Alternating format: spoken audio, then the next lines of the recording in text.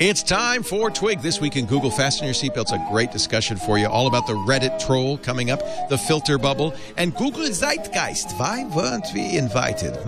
It's all coming up next on Twig.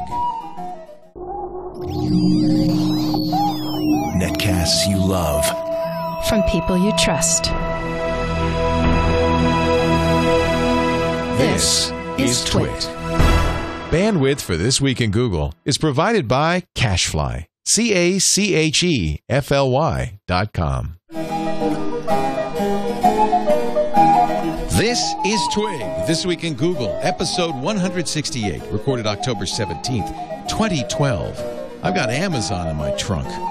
This Week in Google is brought to you by Ford, featuring available Sync. Now you can control your media player with simple voice commands. Enjoy your drive while you easily search and listen to your favorite songs. Check it out on the 2012 Ford Focus and at Ford.com/technology. And by the new Squarespace. Squarespace introduces a new content management system, making it faster and easier to create a high-quality website, blog, or online portfolio. Plus, more than 50 new features, including mobile responsive designs. For a free trial and 10% off your first purchase, visit squarespace.com and use the offer code TWIG10. It's time for Twig This Week in Google and the cloud and the metaverse and all that stuff. Gina Trapani is here from smarterware.org, thinkup.com, founding editor of Lifehacker. Great to see you, Gina. Great to see you, too. Happy From Wednesday. San Diego. Look, you seem chipper. I guess Etta is sleeping through the night. My wife did the late night meeting, so I got a full night's sleep. I feel great today. I feel like a new woman. You never appreciate sleep so much as when you have a newborn baby. Every other day, I get a good night's sleep. Good. We switch off, so. That's awesome. Yeah, I know that she's feeling. napping, but I'm doing great. Yay. Also here, Jeff Jarvis. Jeff, like me, probably hasn't had a good night's sleep in years. No. The kids grow up and then you're just old. Yeah. Yeah. It's no longer, you can't blame the kids anymore. In the night and all that stuff. Yeah, it's like they trained you to wake up. And then they grow up and sleep till like 1 in the afternoon. And you're up at 6 a.m. going, where's your Mamie? My wife still gets up earlier than I do, but I go to bed a lot later than working. Last 2 days, I was at work from 7 a.m. till 11:30 p.m. Oh, man. And you've got stamina, Jeff. Is that your professoring, or is it something else that you're doing? Just stuff adds up, events. I did a talk last night for a new company called Together, which enables authors to organize their own events, which is very cool. So how was I to say no? It was a wonderful thing they did. So I was there, and then the debate came on, right? I rushed to get into my car, which I parked in New York so I could listen to the debate. I realized listening wasn't good enough, so I pulled off on the turnpike at a rest stop, which is a depressing thing to do in New Jersey, and watched it on my Nexus 7 the whole time, sitting there in the parking lot and tweeting like some kind of crazed fool. And so I get home late. I'm still wired, and I'm to bed late and up at 5:30. Together sounds like, hadn't you proposed on this show the idea that authors could sort of organize their own book tours, Jeff? So it's kind of like one of your ideas come to life. Yeah, which is very cool. Yeah, they when they get depressed, they say, "Well, we look at this blog post you wrote, and we say, well, this guy says it's a good idea." Yeah, it's a very cool guy who worked on the prior Mars expedition and wrote a book about it.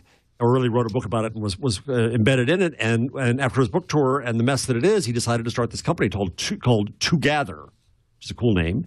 Mm-hmm. And they have, I think, 4 or 5 employees now. And they're enabling authors to either sell books or get gate fees or do it for free or go with companies to these events. And we talked more about other new ideas last night. It's very cool. It's very neat, yeah, to see something like that come alive. Nice. Speaking of Mars... We have what a transition coming up next show, Triangulation. We are going to talk to the lead scientist on the Curiosity mission. Cool. Yeah, That's a great interview. I can't wait. Yet. So exciting. Yeah, thank you to I think it was Karsten Bondi who got that. So thank you, Karsten. Nice job. Next week you'll have Felix Baumgartner probably. We're trying. We talked to actually on Twitter on Sunday. Right after the jump, we talked to Scott Gillies, who was the production manager, the guy who got the video and all the stuff Because that was, to me, that was the most amazing. Falling out of a balloon, I mean, brave, but it's really, the achievement was all the technology around it was pretty amazing. Absolutely. So, Scott, in fact, if you didn't hear that interview, it's in the beginning of Twit from last Sunday. Scott Gillies was, I can't remember what his exact title was, something like lead production manager, something like that. If you just mentioned that event, my palms start pouring. I know. I confessed when I was up visiting Twit that, now amid this, the whole world, there was a barrier between me and getting to Twit, which is my fear, my worsened fear of bridges. So you get like nervous when you're on a bridge? Are you afraid it's going to collapse? Or I'm going to go over the edge or something. It's vertigo, right? But it's weird. I've never liked them, but I've gotten worse in the last couple of years, and the anticipation of knowing that I had to go over the Golden Gate to get to you, Leo. You matter so much to me. Wow. Breathe. Yeah, it's anxiety. That's an interesting. It's a phobia, I guess. Do you get dizzy, Jeff? Do you actually get dizzy, or just the vertigo is just the kind of the fear of the height? I have to breathe deep to not, like, my fear is that I'll pass out. Right. I never passed in my life, but. And besides that, Doctor. First time everything. And of course, it's earthquake country. So, were you here in '89 when the bridge fell in? I shouldn't bring this up. Yeah, Leo. Ixnay on the. Never mind, I didn't say a thing. What bridge? What earthquake? I'm not going over that other. There hasn't been, good news, there hasn't been an earthquake in New York City in about 150 years. That's the problem when you're from the East Coast and you come to the West Coast. Like, one of my family's big arguments was like, but there are earthquakes there. Yeah. Like, how, So don't add the I believe there's a fairly hefty fault going right through Manhattan. I may be wrong. But historically, Manhattan is not free of earthquakes. No, there have been. Son Jake said he experienced his first earthquake in Boston. Yeah. This summer there was an earthquake in Boston. Is that weird? So, just want you to know. So it's this week in our neuroses. All right, let's talk about Google, and we're going to start with our new feature, Gina Trapani with the changelog. The Google changelog. Hey. It really is overdoing it, I think. Beautiful. Man, that is such a cool intro. I love it. So we started this last week, and thanks to who did the intro? The intro audio was made by Jesse Weisner, and then I made the video animation. You did that? Thank you. Great. Very cool, Chad. So we decided that we talk about Google, but maybe we should just every week summarize all the new stuff, because there's always something new from Google. There's always new product updates. Yeah. Some of them minor, but we like to run down the list. This week, we've got drag and drop up to upload folders in Google Chrome to Google Drive. So you've had the ability to drag a file into Chrome in order to add it to your drive, but now you can drag and drop an entire folder. You just have to be using the latest version of Chrome to do that. And, of course, you can use the Chrome desktop app as well. Android Jelly Bean 4.1.2. It's the incremental upgrade we talked about last week. It was rolling out over the air to the Nexus 7. This week, it's rolling out to the Nexus S and the Galaxy Nexus. It's mostly performance updates, stability improvements, bug fixes, but the one change you will notice is that the home screen and the lock screen will rotate into landscape mode. Right now, it's just, see, Jeff has it, and he's showing on the screen there. Yeah, I got it on my Nexus 7 yesterday, I think, and I was so I haven't gotten on my Galaxy Nexus yet, but it should be coming out to the Galaxy Nexus. This is why you want a Nexus, folks. I've been tooting the Nexus horn for a while now. You get all the new stuff sooner. Google Street View increased its coverage by 250,000 miles in its biggest update yet. They also doubled their number of special collections. New Street View coverage in a bunch of different countries: Macau, Singapore, Sweden, Thailand, Taiwan, the U.S. If you go to maps.google.com/Street View, you can take a tour of their new stuff. They've got a cool little dynamic page there that Leo is showing us. And finally, our friend Matt Cutts introduced a webmaster tool. This is more for web publishers than developers, but kind of interesting in the link economy to point out. It's called Disavow Links. if your site has been linked to by sites of ill repute or spammy links, and your site is suffering from, search engine ranking, it's getting ranked lower because it's got these spammy links, and you haven't been able to get those links removed from those sites, you can actually go to this tool, say disavow these links. You can upload a text file of domains and URLs where these bad links are coming into your site and say, hey, we want nothing to do with them. And there's a nice video from starring our friend Matt to explain disavow links a little bit more. So, Gina,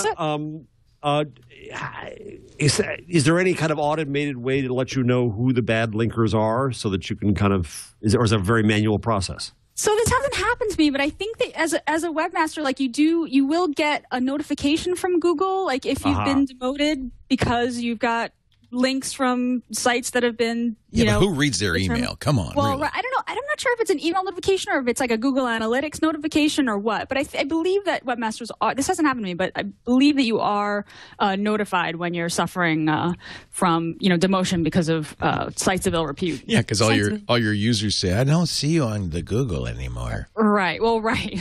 Where'd you right, go? So you do get an idea. I think those sites do get pointed out to you if they're particularly bad. But I get the impression that this is a fairly manual process right now. I mean, you have to make a text file and upload it to this tool. Oh. So you have to care and be paying attention in order to use this tool. And we also have an alternate open from a guy named Alter. Itai Alter. Should I play it? Well, here, I have it here. Okay, let's see it. I like that. That's a little more classy. I'm not quicker. saying. The other one is a little. I'd say that's the outro. You have an intro and an outro now. We could easily do that. Whereas the first one is more like a TNT video, right? Right. And remember, this is the show that begins with. It's a more classy kind of a show. It's a more classical kind of a show. Yeah. I don't know. It's Gina's. Well, let's check this one out again. Let's see. Now, of course, the problem with this one is if you're listening only on audio, all you hear is boom, boom, boom, boom. You don't know what's coming. Right. The other one at least says... Do you want to hear it? Yeah. The Google change log. It's a little Shrekky. I like cheese. I particularly like this. People who are listening can't see, but there's a change log. And one says that there's a bug found in Leo salad, which usually that's why I'm having soup today. I think from the audio audience, probably the trumpets is probably the better choice because it at least says Google changelog. And our audience is mostly audio. Yeah, right? Believe it or not, still it's Yeah. changing. It's very interesting to watch. It's like it's like a locomotive slowly taking off from the station, watching the video start to climb. Frost. Yeah. That's going to be really exciting. Yeah, and on some of the shows they have, iPad Today is mostly video. I think I can't remember, but the good news is at least it's going that up, not Go in the right direction. down. Yeah, but we do have to. I have to constantly remember, and it's not an easy thing because I'm seeing it. That there's people who most of our audience who's just hearing it. So I got. And God bless you, everyone. God bless everyone. Yeah. In your cars. Just to answer Jeff's question earlier about whether or not the message from Google is if you've ever been caught up in link spam, you'll see a message in Webmaster Tools about unnatural links pointing to your site. We send you this message when we see evidence of paid links, link exchanges, or other link schemes that violate our quality guidelines. So you do get a notification in Webmaster Tools about the sites that are linking to you that are considered spam. Did you know that Google guards its top secret data center with stormtroopers?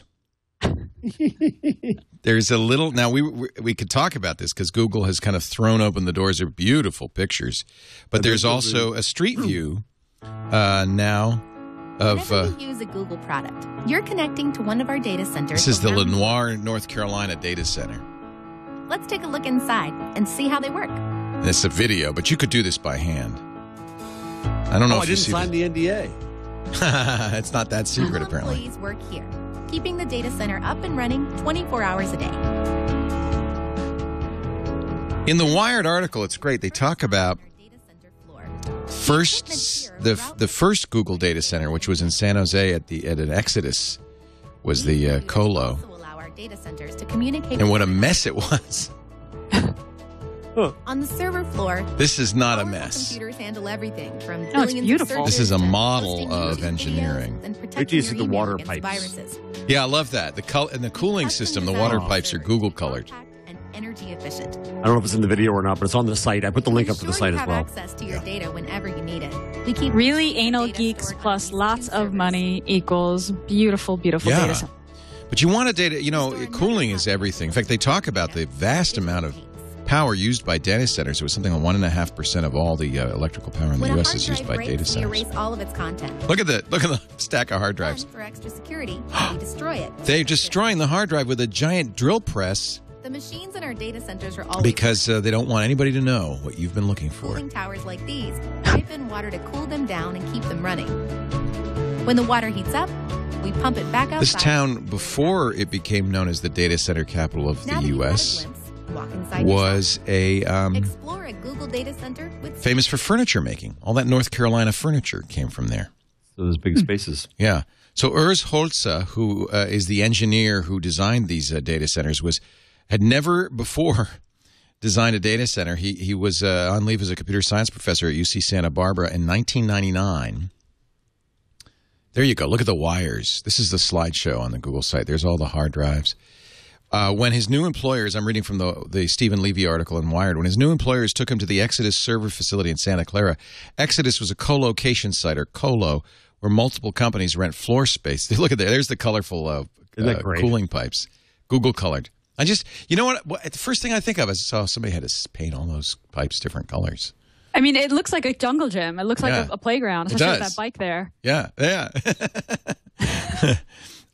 Google's Cage sat next to servers from eBay and other blue-chip internet companies, but the search company's array was the most densely packed and chaotic. Brin and Page were looking to upgrade the system, which often took a full 3.5 seconds to deliver search results, and tended to crash on Mondays. I think Matt Cutts mentioned that once. There was something that happened, and they never had figured it out, but Mondays everything would crash. Because of a spike in search traffic, or because It was there probably something... a memory leak of some kind, and Well, it just or Mondays is when you never put up a new version on Friday. Maybe they were just pubbing up new versions on Mondays. the No? spiders were extra busy. Exodus was a huge mess, Hertz later recalled, and the cramped hodgepodge would soon be strained even more. Really, they were ready to launch AdWords. I mean, just the growth, and I'm thinking about Facebook too. The growth of these, we forget. When you have 800 million or now 1 billion users hitting your servers, that's a lot of servers. Not just a lot of bandwidth. That's a lot of hardware. Yeah, it's mind-boggling, really. Was Google the first to get to such scale with just doing pizza boxes? I think the generic pizza I think box as a Google. model? I remember vividly when Google published the first pictures of its. Remember the modular thing they were building in containers, and they didn't they didn't enclose the servers for cooling purposes. They didn't have them in. They were just kind of sitting open. I think it was Google that did that first. Google. Yeah. Well, and their approach was to never spend a lot of money on high-end stuff. Their approach was always to design for failure and use a lot of cheap equipment, but have a ton of redundancy. So if one went out, it didn't matter. Google made advances in. This is actually a great article if you're kind of a data geek. The article in Wired is great. Water cooling issues and this Google's notorious for getting the lowest possible energy usage. A perfectly efficient data center would get a score of 1. Experts considered a 2, meaning that half the power was wasted in heat and other stuff, would be a reasonable number. Google gets about 1.2, very close to perfect efficiency. It's kind of neat. It was the first time we've ever been allowed to see inside a data center. They treat these like they're top secret. I'm not sure why, really. I mean, I don't know why either. Are they terrorist targets? What would you learn by seeing that? Well, yeah, I know. Doesn't show you how to get in. Of course, the numbers are mind-boggling when you realize that Felix Baumgartner jump on Sunday was viewed by 8 million people simultaneously on YouTube. Not only a new record for streaming video, but it broke the old record, just kind of like Baumgartner broke the old record by a factor of 16. Yeah. The previous record was 500,000 during the Olympics. Now, let's not forget that there was some complaint that one guesses that a lot of that was served or optimized through Akamai. Right. It wasn't all Google. Which is fine. I mean, it's only a smart way to offload to closer to CDN. The cable terms, the head ends of people, the nodes, and to get it distributed out there is just a better architecture. I mean, Google Scale is part of their competitive advantage, right? I mean, that's how many other companies could do it? Could do that. Is Amazon as good at scale? No, I guess it's different kind of scale. I remember talking to an early Amazon engineer. Where was that? Oh, it was at a food camp. He was like employee 3. And he talks about the day they moved the Amazon servers.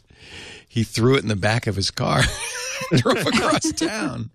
And he said, as I was driving, I'm thinking, I have all of Amazon in my trunk. Couldn't do that anymore. Scales better in a different way, for optimized for what they do.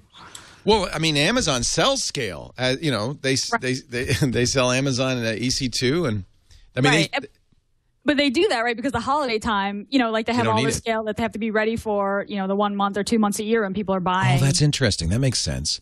And then the rest of the time, it's sort of. That's how CompuServe got started. Really? H&R Block used a lot of computing power during tax time, and it was unused the rest of the year. So they said, well, we should do something with that. We got these mainframes. What do we do?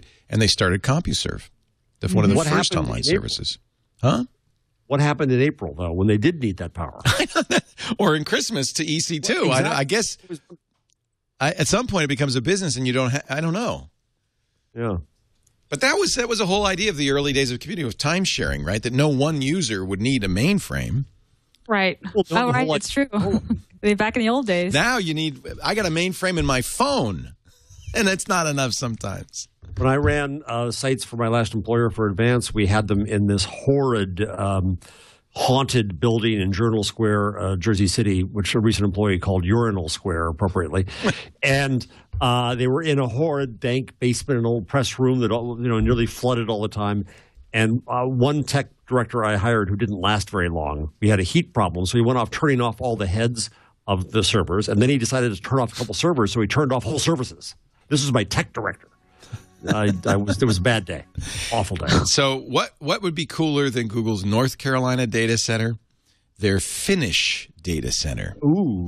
Infrastructure that's already there, the climate in that area, and then design something. They're using seawater to really make the most efficient cooling and. So we can now blame Google for global warming on the sea. Yeah, exactly. Boiling the ocean. You blame for everything else. Why not that? It's their fault. Blame Google. Let's take a break. We got some actually hard news. I thought that'd be kind of fun to do some pretty pictures and so forth. But first, let's talk about, speaking of pretty pictures, how about some music? How about Ford Sync? Ford.com/technology. If they have an app, which I really love. It's a free app on the iOS. And I think they have it for Android too, where you can try Ford Touch, the My Ford Touch, on your phone just to see the UI and play with it. And that's one way to take a look at what Ford Sync can do. Sync lets you control your media player with voice commands, and it's so sweet. In fact, I was curious. I connected my iPhone 5 up. I finally got an extra lightning cable, and I connected my iPhone 5 up. All Ford Sync vehicles have at least one, sometimes two USB ports. Plugged in the USB port, plugged in the lightning cable into the USB port. The iPhone 5, just like the iPhone 4, I can control it. I can browse it. I can use on the screen on my and I can call for anything by voice, which is amazing. You can browse your music collection by genre. And this is just not iPhone. I mean, almost any phone, Android, iOS.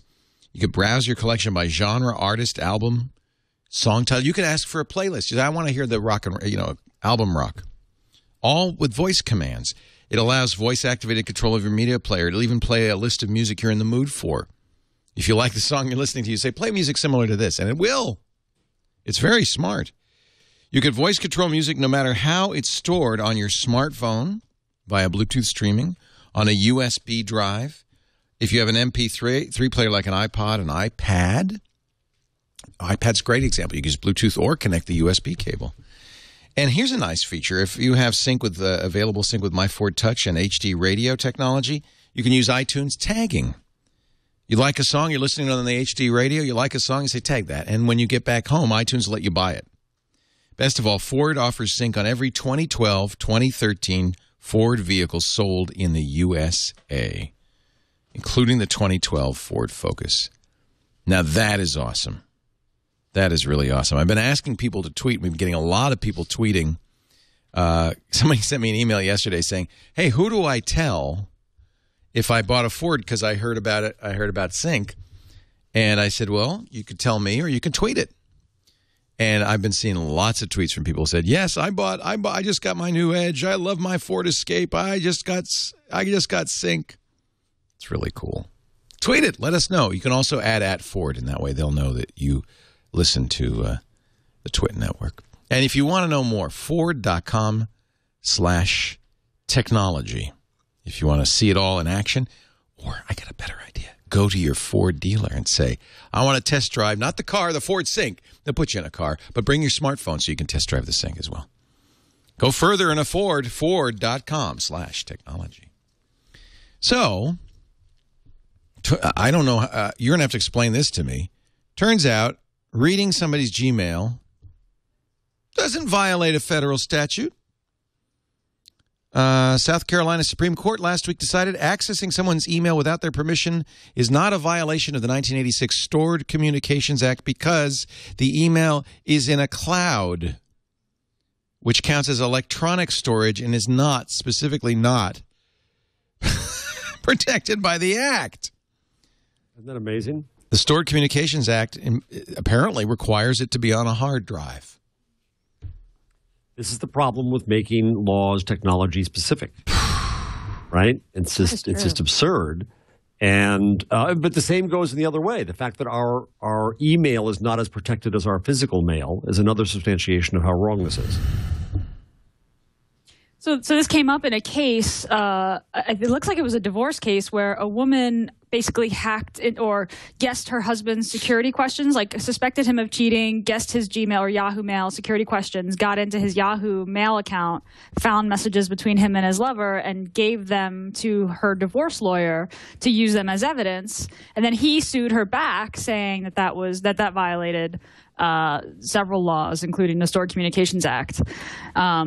So this is pretty interesting. I think this is an idiot Supreme Court, frankly. Yeah. Here's what I mean, this is 1986, right? This act was written. Yeah, but let me read you, and you tell me.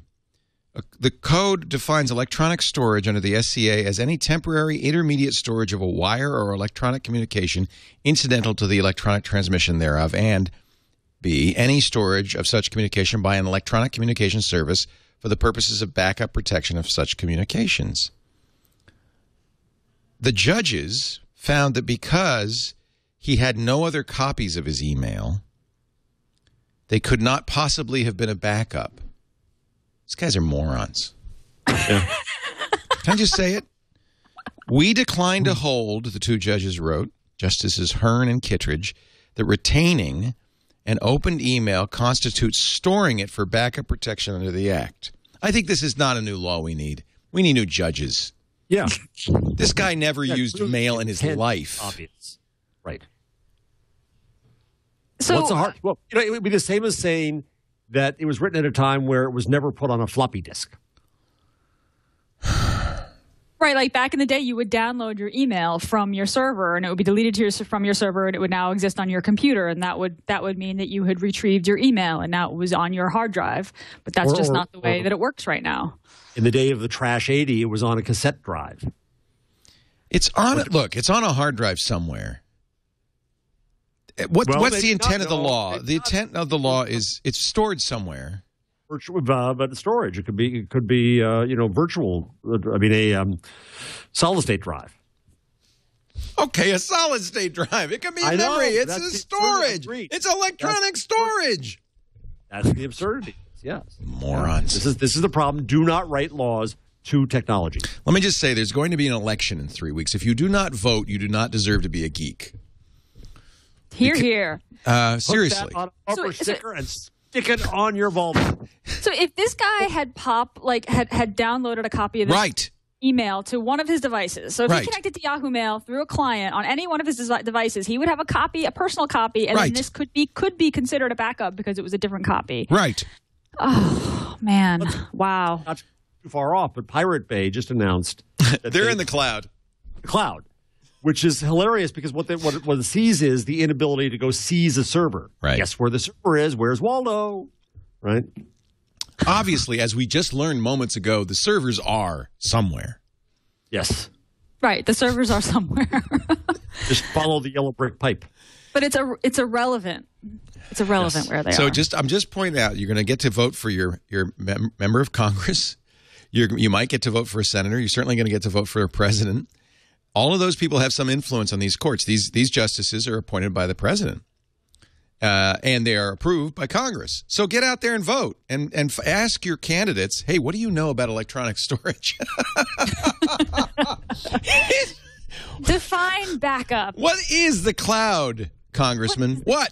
I wish last night in the debate, somebody stood up and said, Mr. Obama, Mr. Romney, please define the cloud. We need somebody to do that in one of these debates just so that we know which one gets it. Oh, it's true. Would have loved that.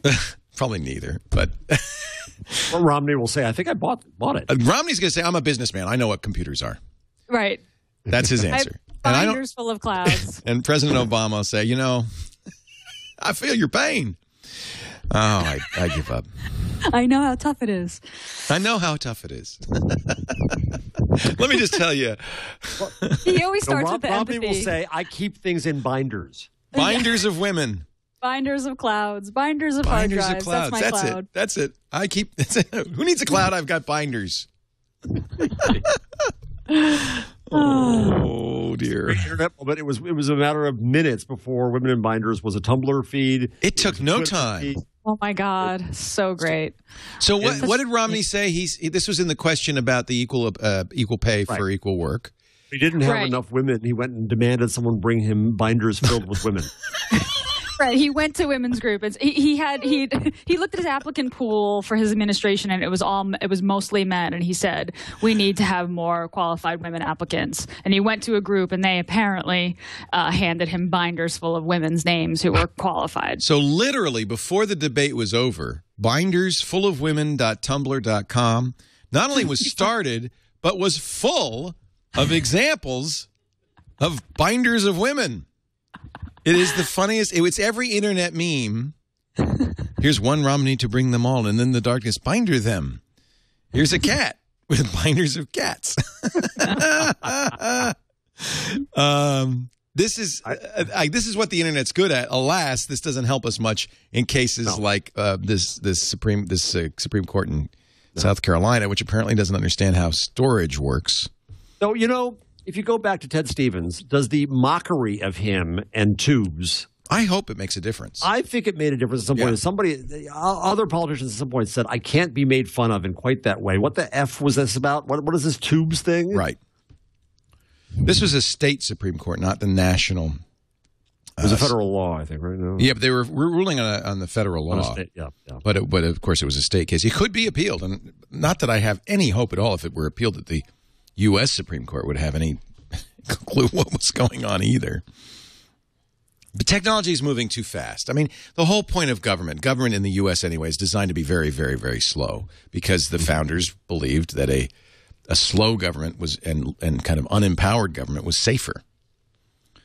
If this were a dictatorship, well, there's an easy way around this. You write laws to principles, right? A law that's communication defined thusly as private communication is physical mail or email or whatever, and it has principles around it. So it was just a badly written law, badly interpreted by bad judges. Yes, exactly. It was too specific. They didn't need, and maybe in 1986 they needed to explain what storage was. I don't know. But I think you're exactly right. Right to the principle, and then the justice can look at modern technology and see what the intent was, as opposed to saying it's Talmudic. Right? Yep. Google is creating now. They got Nexus phones. They got Nexus tablets. How about a Nexus call center? This is interesting. You think Google's going to get into the business of customer service? So this is a job listing for help desk level 1 for a confidential client who recently unveiled a new Android tablet. I think we all know who that is. It says in the listing, the location is Mountain View. $19 an hour. That's pretty good. Full-time, 6-month contract, option for extension and or permanency mid-September. Phone and email support. That's pretty expensive real estate. Mountain View? Yeah. That's where Google is. I know, why they put them in Mountain View. I see what you're saying. They're around the world. There's probably 3 people. That's the problem. Yeah, that's a very good point. Well, I think we mentioned on the show last week, I think you mentioned the famous story that Larry Page said when someone came to him and said we should answer this user's email, and he said no. Right. Don't get started. Scale. But now that you start getting money from people, you have to have customer service. You have 2 costs come. This is the fight I have with paywalls in newspapers. People say, "Oh, put up paywalls; it'll solve all our problems." No, 2 costs come when you put up paywalls. One is marketing, and the other one is customer service. And it's not cheap to get money out of people. Did I tell you about my Comcast story? No. I tweeted some, I was having some, I'm still having, it's not even like Comcast is mean. It's just that the whole system's broken. And I was just complaining. I was venting on Twitter. But they watch Twitter like a hawk. Like, if you want customer service, complain on Twitter. Don't call a customer. You can't even get a human. But if you tweet it, so I've been getting calls, and actually I've started ignoring them because the last one was Sunday morning at 8 a.m. I was asleep, from the Comcast executive bureau. They have some, like, the executive offices of Comcast. And I think it is because it's someone with a Philly accent. But it didn't seem so much like, so what you would expect is, oh, we're so sorry. What can we do to make this right? We value you as a customer. What are your complaints? It was like, hey, she literally said, you're paying $39 a month. You should be happy. Jeez. I think they now they're now calling you to get you to shut up, not to fix it, because they can't. It's so broken they can't. Well, Leo, I bet they see your cloud score and your follower count. Oh, yeah. I'm sure she knew my cloud score. You're an influential person. Yeah, what she didn't know is that what HDMI was, but she did know my cloud score. No, but I think this is the problem of Comcast was actually one of the first companies to really respond. Comcast Cares. Frank Eliason. Frank Eliason, who did a great job. He's now left to go to a bank, a Citibank. Well, a slightly worse world, but Frank's a very nice guy. He's written a book about all this. And when he did it, it really was. And I had some experience of this. So sorry, we're going to fix it. We're going to make it right. But he was a senior vice president of the company who would deal directly with customers. Right. And now when the bureaucracy opens, there's some kind of, Leo's Law created that the larger that bureaucracy gets, the meaner and more intransigent and nastier it's going to get. If you are a cable company, you must act like a cable company at the end of the day. Well, I don't even know if they want to be mean. I think what they want, they just want me to stop tweeting. But by the way, I immediately tweeted that. But that's what's changed. That's a little shift. Instead of saying, how can we make this right? We're sorry. We want to give you good customer service. I think they realize we can't. So, it's like Google. We can't. So let's just get them to shut up. And so she was saying things like, I said, well, I ordered 2 HDMI boxes. The guy came with 1 component box, no HDMI. She said, oh, well, no, we don't do HDMI boxes. I said, what are you talking about? I've had HDMI from you guys for years. What are you talking about? I think it was really to get them to shut up, get me to shut up. But I think that's probably what's going to happen. What's going on now is they can't really, it doesn't scale. You can't, what are you going to watch Twitter and everybody who claim, look at Comcast on Twitter. It's all complaints, nonstop. They can't fix that. Well, they could fix it by doing, by reinventing the business. The best way to get you to stop tweeting is to help you out, to fix the problem. She just got me to tweet more. And mention it on the show. He got you to tweet more, exactly. And you know what? Now I'm going to get more calls from that 800 number in Philadelphia, which I now have blocked on my phone, because I don't want to talk to them. It's not going to get better. It's just right, Leo. That is the worst thing when an airline or a phone or a cable company says, "Let me explain." Yes. No. No. I don't want you to explain how you're screwing me. I Don't already know how justify. you're screwing me. Don't rationalize. I don't need that. But this idea that Google is setting up a call center, I mean, one of the things that Google's really stunk at for the reasons we talked about last week is customer service. I mean, it's really hard to get a hold of someone. I mean, just in the 2 years we've been doing this show, I've gotten a handful of emails personally from people who have had their AdSense account shut down or they're locked out of their Gmail and they've posted in the forums and they've looked at the .py help files and they can't, there's nothing they can do. They can't get a hold of anyone at Google and they, come to, and I'm sure this has happened to you guys, they come to me sort of begging like, do you know somebody there? Is there any way that I can get my stuff? And it's a little frightening to think, if you don't have a big platform like we have, the privilege of a big platform, that you're using a free service, and if something goes wrong, that you don't have any recourse, and there's no customer support that's reliable that that someone will get back to you. So I often wondered if Google could literally charge for support. It's like, here's our free app, but if you call us, it's going to cost you $10 and you can, get a human. I mean, in this case, of course, they're selling Nexus devices, so they're providing customer support for this device that they're selling. But what's the support, what's the support solution for free web apps that are advertising supported? It has to be hard, though, if you have no tradition of customer support, no tradition of communication with customers, to turn on a dime and say, okay, now we're going to support hardware. Yeah, and support, it's tough. It's a tough. horrible, it's a horrible job. It is. Yeah. It is. Because I know that it's costly and people are exhausting. Mean. People are mean, and yeah, they say mean things to you on the phone. But speaking of speaking, Larry Page speaks. Remember, he lost his voice in the summer. Still don't know why. But he was at Zeitgeist in Paradise Valley, Arizona. That sounds like that was an event, by the way. Did you see? By the way, I'm going to say it again. What do I have to do? Write a kiss-ass book, be on a show all about Google. What do we all have to do to get invited to Zeitgeist? Huh? I mean, Scoble got invited. Swag. Scoble got invited. Why didn't you get invited? I know. Travis should be there. He wrote the Google book. Hey, I wrote a Google book. I should be there. Hey, yeah, we all do a show on Google. But I don't want to go, so that's okay. You can invite them. Do the show from there, Leo? Invite them. I'll do a show from there, sure, whatever. Actually, Trey Ratcliffe, did you see the pictures? Maybe that was just on Path. No, I think he published them. He went there. He spoke and did an amazing Zeitgeist talk with gigabits of pictures around him. Let me see if I can find the... I just thought he was going to do that. I didn't see there were any pictures afterwards. Well, see, I just never know if this is Path only, or maybe where did I see it, or was it on... No, here, inside the Google Veniceplex. Surely it's on Plus, no? Yeah, there you go. Plus.google. Let's search for Trey Ratcliffe. He gave a talk. I'm pretty sure it was there. At the what is Zeitgeist? It's for their business partners, and they come in and wow them. Okay. So it's their little private teddy thing.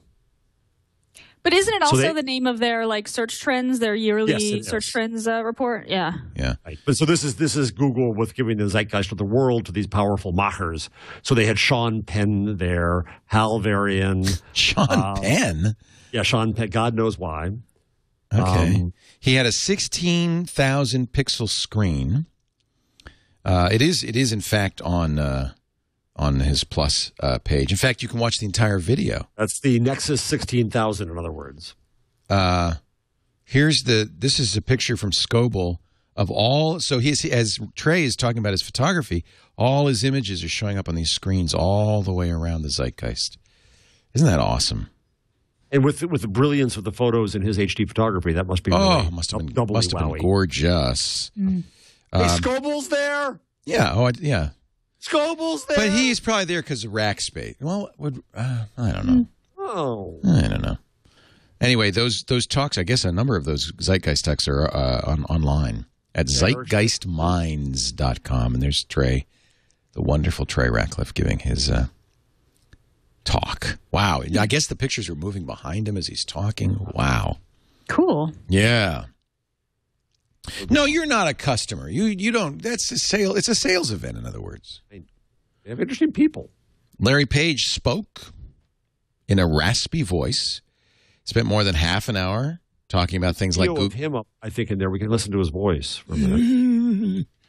Hey, he said, I want to tell you about Google. It is, I'm in the olive oil business. We are not going. Sorry, stop me now.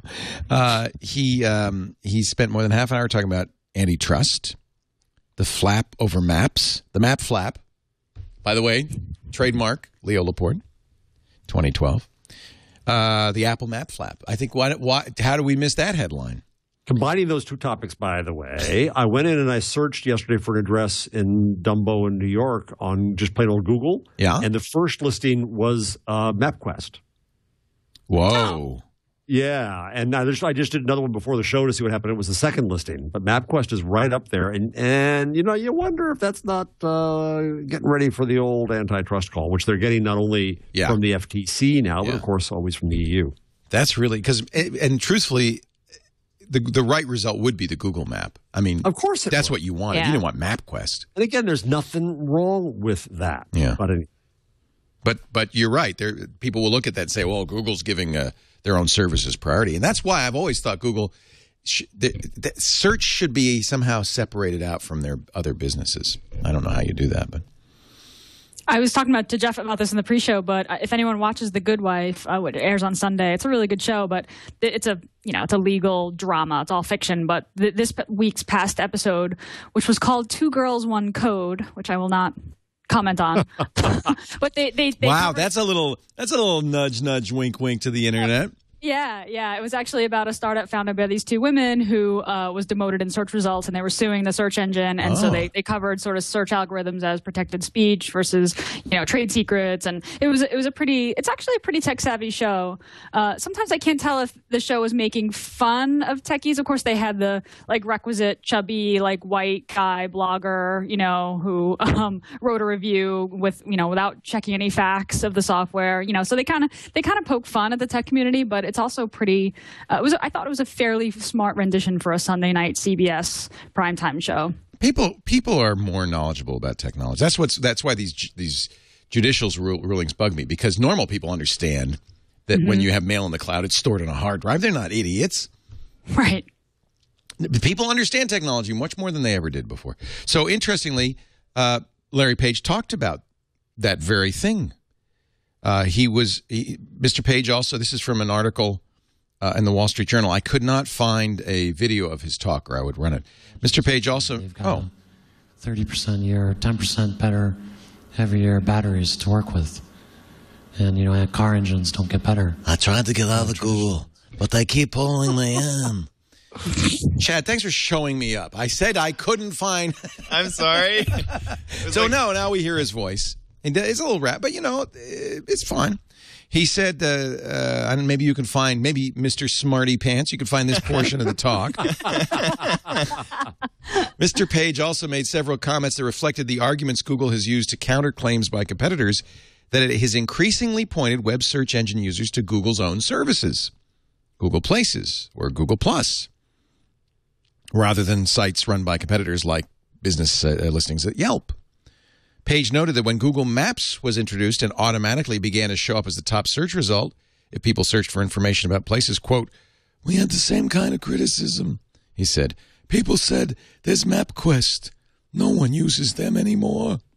Now I'm sounding like Christopher Walken as the Godfather. Yeah. He said exactly what we just said. Nobody uses them anymore, and yet now they are showing up as results, huh? He said when people search for Sony digital camera, they're not looking for links to other search engines that compete with Google. Amen. I think you want product information. You want to buy something. So I do think they have a good argument. Whether they want to make that argument in court or in front of the Department of Justice might be another matter. He did not say whether Google would introduce a Google Maps app for the iPhone and iPad, as everybody asks him, Schmidt, everybody. He said, we obviously love to serve users on different platforms with maps. And we're excited that other people are starting to notice we've worked hard on maps for 7 years. That's good. So Sean Penn, you're right, Ken Chenault of American Express, was there. Just sounds like a good event. I'd love to go. Yeah. Well, unfortunately, we've lost our in at Google. Karen Wickery's now at Twitter. But she's in at Twitter, which is good. Yeah, that's a good in. That's a good in. There were some leaked screenshots of the new Google Maps app for iOS. Shall I show them? Yeah, let's look at them. This is from benguild.com. They're pretty blurry. He's a coder and a mobile designer. They're really blurry. They're really blurry. But you can see really that's blurry. An iPhone, right? You recognize that in the upper. I don't know. Yeah, that's clearly an iPhone. There's LTE. And then he says, get excited. That's all he says. So, not surprising that they're whatever. working on a standalone app. And it will be optimized for the iPhone 5. And hopefully Apple won't not approve it. Wouldn't that be funny? There's no way they're not approving that. Yeah, after the last flap when they didn't approve. Yeah. Which Google app was it? Yeah, it was Google Voice. And then they got a letter from a senator. Right. You don't want to mess with them. DuckDuckGo. How's your DuckDuckGo experiment going? Good. I'm still using it. I don't really think about it. I changed my search shortcut and I still use it. There are times when I have to switch over to Google if it doesn't find something. And I obviously use Google for news and images and maps. But yeah, I'm still using DuckDuckGo. I got a thing for the underdog. I I also think it's just interesting to see what another search engine can do. Well, they're talking about the filter bubble. They did a study with some 131 volunteers and asked them to search for 3 terms: abortion, gun control, and Obama, and then compare the results. They made a video out of it talking about Eli Pariser's pretty good. filter bubble. Yeah. So it's interesting. I mean, that's an interesting way to compete, right? Yeah, I mean, right. They're saying, hey, you know what? Google's not giving everybody the same results. You're only seeing the stuff that you want to see, right? Not the stuff that you're actually looking for. I know that Jeff doesn't love this. Jeff doesn't like the filter bubble. I knew you'd have something to say. Even when in the same country and when signed out of Google, you get different results. When you use Google applications, they collect your personal information. Oh, come on. All right. History. Yeah. It's a bad Google collecting your personal information. Yeah, it's called relevance. I don't want listen, I drive down the interstate and I see the same billboard everybody else sees. That's not good. I don't want that. I don't want the same 3 channels that everybody else has on TV. I love the idea that we now get things that are tailored to us and our needs. I'm not part of a mass. I don't think it's a wonderful part of America to be treated as a mass. It's not the natural state of being. It's a temporary state of being that only existed from 1955 on till about 1996. It lasted for 40 years during the age of television and mass media. So I argue with the idea that getting the same thing everybody else gets is a good thing. And in the old days, the Fuller Brush salesman would come to your home, say, "Is the lady of the house at home?" and talk about your needs. That's right. Give you a brush to... And in the general store over that good Cracker Barrel, they knew that you, Mr. Laporte, liked your salad without bugs. Hey, they're tracking me again. Those Go ahead, Gina. commies. Go ahead. Uphold the virtue. I think it's important to question this, especially in this political season. I mean, it was really interesting to me to see the people that I follow, and I like to think of myself as someone who makes an effort to follow people with different views, to see, all of my people sort of say the things that I thought about the debates this week. And so if the guy in San Francisco searches for Obama and gets, the LA Times as a top result, and the guy in Texas searches for Obama and gets Fox News as the top result, that doesn't feel good to me. I don't love that idea. Because it's habit, Gina, right? It's the way what we were used to and what mass media, my colleagues, said was the right and proper way to do it. Right, was to everyone should get this one thing. Right. So I think what you have to do is break out of that. And then you're right. Then it can be good or bad. Absolutely. And then you can, but I think that just because it's the way we used to do it doesn't make it right. I was at a really interesting meeting this morning at Digital First Media with Jay Rosen, who 2 of us are with Emily Beller on Board of Advisors. Oh, what a team. I like you 3. Fun, yeah. We still want to do a media show with you and Emily and Jay, too. Wonderful. So anyway, the journalists ask about the old objectivity thing, right? And Jay said that, and in the way only Jay can, that he has thousands of people on Twitter who are conservatives who don't like what he say, but they follow him. And I said, right. It made me think about it. I thought, right. If everybody was in an echo chamber, then no one would ever argue with me. And plenty do. Right? So people do seek out other opinions and seek out other views. And, I think that there's a new app I was going to mention later, but I'll mention it now, called Circa, that just started. Some Ben Hu of Cheeseburger, David Cohn, who's a really, really bright young news guy, and some other members of the team started this one. And it's the beginning of it right now. It's CIR.ca. But it will start to get you through assets and paths of news. So just this level alone, Gina, if you come into a story and you read it every day, the fifth day you come into the story, it's not going to give you the same background paragraphs because it knows you already know it. So it's going to give you a more expert view. So if you look at it that way, right, is that a filter bubble problem? No, it obviously reduces the redundancy in my life. No, it's different. Oh, yes, it is. That's it. That's it. Right? So it reduces the redundancy and an irrelevance in my life. Right? And this has been put in just political terms of, you're only going to see liberal things, Jeff, because you're a liberal.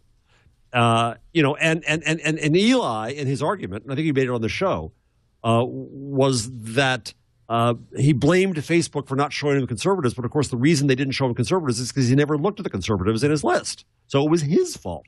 He's the one who showed his way. Yeah, should Facebook or Twitter or Google force you to see stuff you don't want to see because it's good for you? Or right, that's the old editor's view of the world. I'm sorry, Gina. You raise a simple objection, and now I'm. No, that's okay. Go ahead. I hear what you're saying. I had people tell me that they, unfollowed me on Twitter because they didn't agree with my political views, which I just think is dumb. I mean, why? I think it's important to listen to other people's. I have relatives on Facebook who I couldn't disagree with more, and it's very tense around this time of year. But it's important to hear the other point of view, and I agree that an app like Circa, and I actually haven't tried it out yet, but I like the idea that it would know, I already know this, so I'm going to show you information that you haven't read already. That makes sense. I don't think that collecting personalizing search results is a bad idea, but I don't love the idea that people who don't understand how it works. I still that example in the DuckDuckGo video of the Fox News versus the LA Times, depending on where you're located and what other things you've looked at. It's still there's something about that I don't like. Right. Stay right there for a second. Right. So is that a problem of principle about personalized search results, or is it a problem of execution about how it's done? Yeah. Right? I mean, that could. Yes. I think is that it's the responsibility of Google to give you everything at once. I would disagree with that, but I think that I would say it a little bit differently and say that I would value a search engine that would expose me to, would be the opposite of what we're talking about. That would expose me to some of the things that I'm not otherwise exposed to, not the mass of what everybody has. That's not valuable to me. Right. If it recognizes that, okay, Jarvis, you've seen this again and again and again and again. You've never looked at this story from the Telegraph's view in London. And so we're going to pop that in for you so that we expose you to that and choose to. So it's the opposite of giving you what you expect, give you sometimes what you don't expect. I could go for that. But that's not DuckDuckGo. That's not the idea of what Eli says is we all have to have the same thing. I don't want that. Right. Leo, you're with Jarvis on this. Yeah. But I'm not. But I also agree with you in the sense that I just don't think that it's Google's job to feed us our vegetables. Yeah. So the issue of execution, you don't feel like it's their job to say, well, we're going to throw in a couple of conservative. They should give you what you want. Any more than you should go to Denny's, order the Grand Slam breakfast, and they put a piece of broccoli on the plate. That's not what you ordered. Right. So might be better for you. A Go-Go Duck would do the opposite. It would be personalized. It would listen to what you do, but it would choose instead to throw you sources you were not asking for. That would be the opposite way to execute on DuckDuckGo. But it's an interesting problem. Maybe you could fuzz it, Gina. You could do some fuzzy logic. Or no, I know. Maybe you do a box on the right that says, by the way, You want the opposing viewpoint? Look at this. Right, the opposing. Well, you guys had Clay Johnson, who wrote the Information Diet on triangulation, and he talked about it when he worked on the Dean campaign, the Howard Dean campaign. They were just convinced that he was going to win. It was so clear and obvious to them that he was going to win because they were all surrounded by people. And I see that kind of, I think all the people who are voting, who are on the team of my guy. I live in Northern California. I can't understand how Obama could possibly even not be. It couldn't be close. Exactly. And I'm sure if I lived somewhere else, that would be pretty obvious. Yeah. So that's the kind of thing that concerns me, is not having a realistic view, a broader perspective view on what's actually going on. I agree with you. I just, whose responsibility is that? On principle, but disagree, I think, on the execution. I don't think the DuckDuckGo is the solution. It's like the argument about serendipity. There's two arguments about serendipity that I hear. One is that editors give it to you because they're in control of that. They know what you don't know and they'll give it to you. I think that's wrong. The other one was that serendipity is randomness. And as I said on the show before, I think serendipity is unexpected relevance. So somebody with similar interest to you found something interesting to them that you may not have found, and they find it for you. Right? Well, that's an exposure to something, and the system of humanity works okay with that. Twitter works pretty well. It gives us serendipity. I don't want irrelevance. I don't want randomness. I don't want editors controlling what we all see and call it serendipity. I want some soupçon of knowledge about me and what I know and don't know. And I think that we can far, far better execute on that problem. And then we would agree about the principle, and maybe we could find a new ground of execution. That's probably why, of the two choices I proposed, which is a box of opposing viewpoints or just some random fuzzing is better, because the truth is it's an illusion that this opposing viewpoints is really giving you the other. It's not a coin. Right. There's a huge spectrum of viewpoints. Here's the danger. It's the danger we see in media. It is curated, even if it pretends not to be.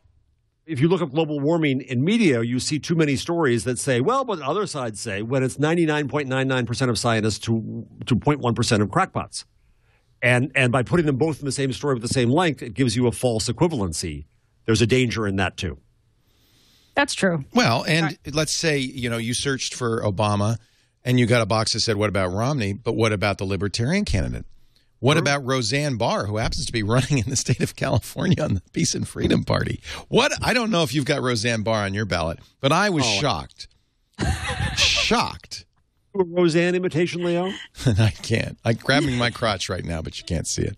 Oh. What? Gina has it on her ballot. I don't know if you do, Jeff. Look on your ballot. No, I don't. Roseanne Barr is running for president. Wow. She didn't like me back in the day. That's a good bumper sticker. Roseanne Barr is on my ballot. I don't know what it means. But that's the point, is that you can't, the notion of objectivity is artificial. Absolutely. So serendipity is the right word. Right. So Google is trying to give you relevance. It's different than serendipity, right? That's what their goal is. That's all they need to do. That's their job. But that's what they say they want. That's what you're getting there. So yes, DuckDuckGo is an alternative. I would want for someone to play with something else that would, push Google and show different kinds of quality in a different way. It's great. There's definitely a lot of room, I think, here for improvement, and I think this is a fascinating, really, discussion of who decides. Who decides how you eat your vegetables. Yeah. Well, it's not editors, right? Editors believe that they serve you broccoli. That's their job. They're the broccoli chefs. And they believe, and I just heard this with a couple of editors just the other day, we tell you what's important. No, not so much. I did a panel Monday night at Museum of Modern Art. How is this for classy? Swanky. Yeah, it really is. I was out of my league. Paola Antonelli, who's one of the curators there, the head of R&D, had a panel about curation. And I've over-talked about curation in journalism. It's overused now. But I wanted to do a panel with her a couple of years ago. I never got around to it. And by God, she did it. And she had the head curator of paintings and sculpture at MoMA with Maria Popova, blogger who curates the web, with Tor, what's his name? He's a big hip-hop music producer, and me, the poseur in the group. Right? And so the discussions you get to with things like that is, well, if you have a curator, What is that curator doing? Is that curator giving you authority? Is that curator a gatekeeper? Is that curator opening things up or closing things down for you? Right? And that's the problem with editors thought that they could control your view of the world. I celebrate that being gone. Now getting just something just for you is too far the other way. There's some kind of middle ground, and I think Google would argue they could do it algorithmically to some rule. DuckDuckGo says they get it right by getting rid of the algorithms, right?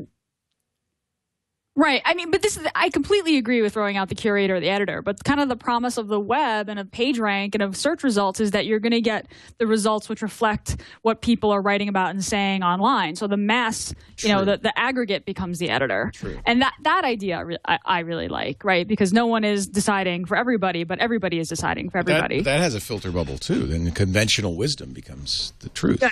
Well, it's true. Wasn't that what the web could do for a while? And Google constantly tries to get to say, okay, that was fun, but we want to give you what's relevant to you. We want to know where you are, so we give you relevant results.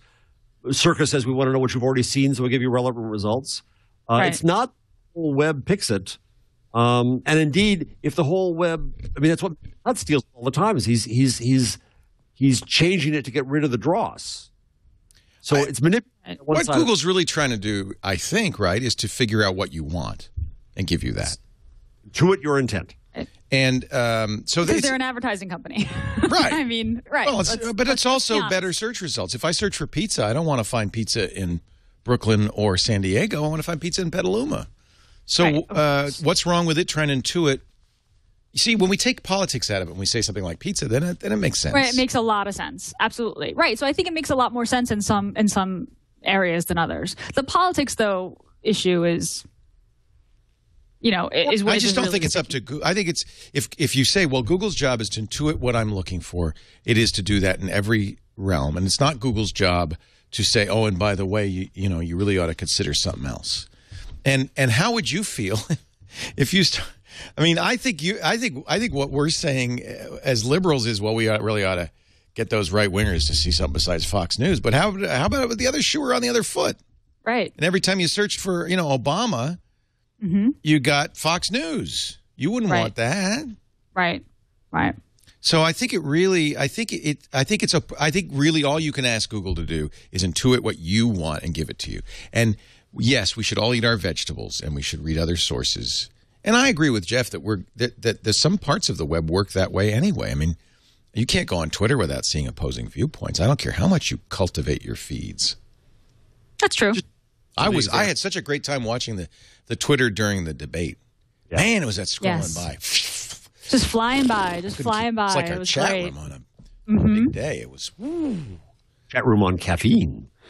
Well, you're right. So Gina, if you Gina Trapani come in and you search for Java, you're not a barista, so you don't want coffee. It knows what you want. About technology, so you don't want Java for Dummies, right? Mm-hmm. You want people to know to give you good sources, however you define that, things that you're likely to click on. That's a pretty straightforward rule set. Absolutely. Around. When it works well, it's great. When I called Comcast with my Google Voice number, which has an area code in Baltimore, they gave me the Baltimore Comcast affiliate, and I couldn't get any help because they knew I was in Baltimore, even though I'm not. So when it works, it's good. When it doesn't work, it's not so good. Right, but I mean, if I were to search for Romney's record on equal pay for women, I would probably get the page on BarackObama.com that explains, So I'm sorry. I'm so sorry. I couldn't resist. There's binders full of women. There's binders full of women. I'm so thin in my maiden form binder. I'm so sorry. I wasn't going to go there. We don't have to get political. Everybody knows I'm a loser. One of them lefty liberal from Northern California types. Google, however, and this will drive other people crazy. If you turn it on, you can search your Gmail across mail, contacts, Google Drive documents, and calendar appointments. You mean Google can see all that stuff? Of course they can, you nitwit. Well, yeah, this is the privacy policy consolidation, right? Yeah, this is when finally. we said, hey, you know, there's one singular privacy policy and it applies to all the different products and they can be integrated. This is Google just wanted to be the one search box to all your personal stuff and the web. And you do have to opt in. In fact, if you see, I don't know, is this your tip, Gina? I'm sorry. No, it's not my tip. I think it's an experiment. I think you have to. You join the field trial, they say. Or the field trial, yeah. So it's google.com/experimental/Gmail field trial. 27 nations sent a letter to Google demanding they change their privacy policy and separate it, which would then not enable this functionality, which we want. But guess where they're from, I won't say it. The EU did win the Peace Prize. I don't understand how that can happen, but okay. Yeah, they said 4 months to amend your privacy policy or face disciplinary action at a national level. To the woodshed with you, Google. Sometimes I just despair. Yes. Let's see. What else? Jelly Bean is coming to the Samsung Galaxy S3 the next few months. Oh, jeez, I'm glad I got a Galaxy Note. Next few months. Poland has it now. Understand why it takes so long. Should we talk about Violent Acres? Have you talked this to death, Leo, on your other shows? Or you know what? We have not. This is the first time we've brought it up. I probably will bring it up on Twit, but I've been saving it just for you. Wow.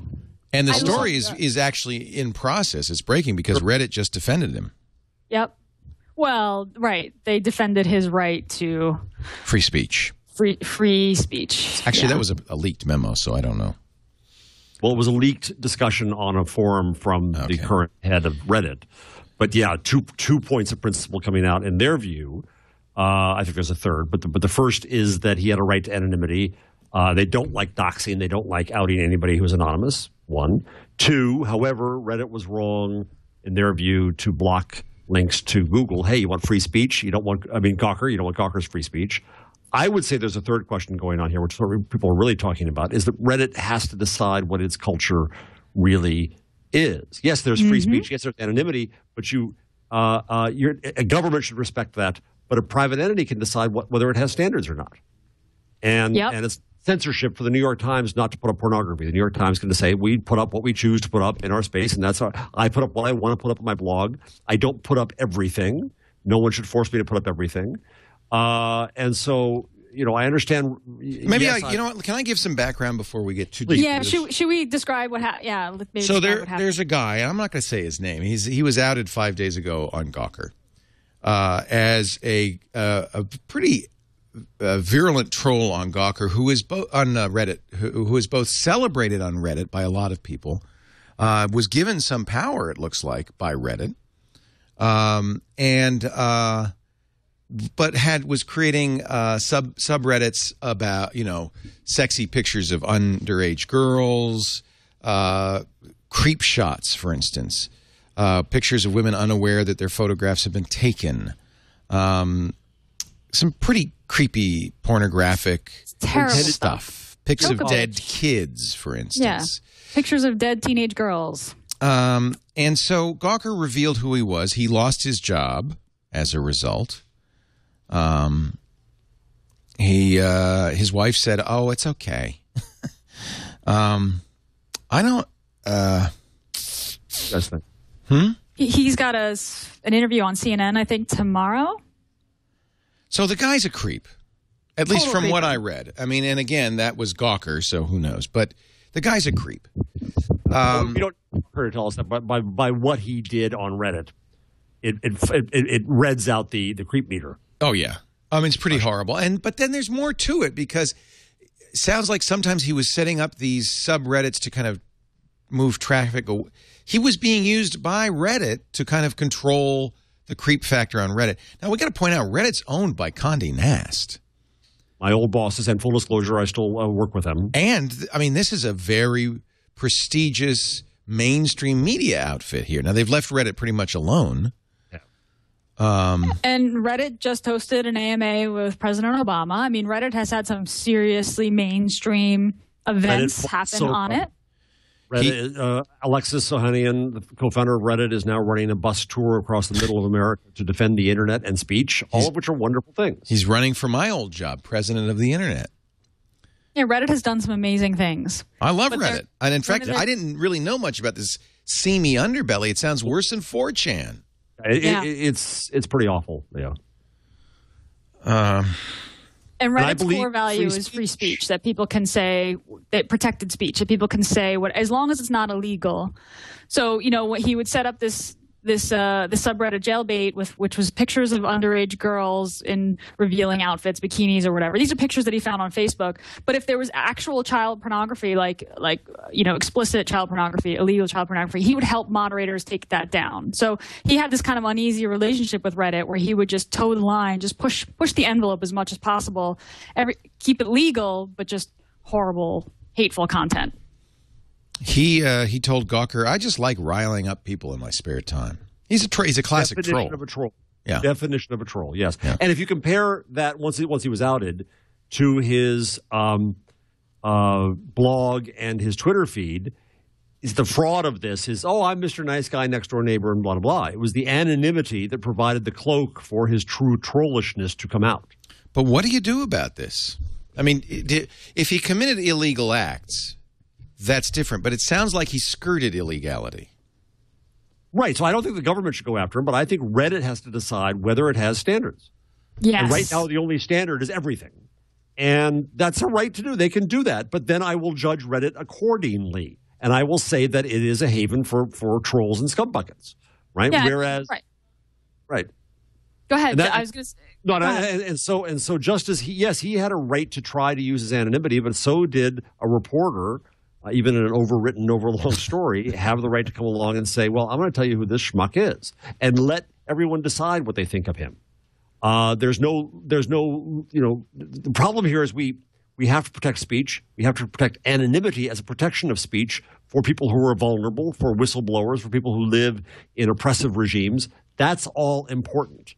But just because anonymity exists and free speech exists doesn't mean that you are freed from responsibility for our reaction to your speech. So I can stand on a street corner and say homophobic or racist things. I'm allowed to do that in America. God bless America.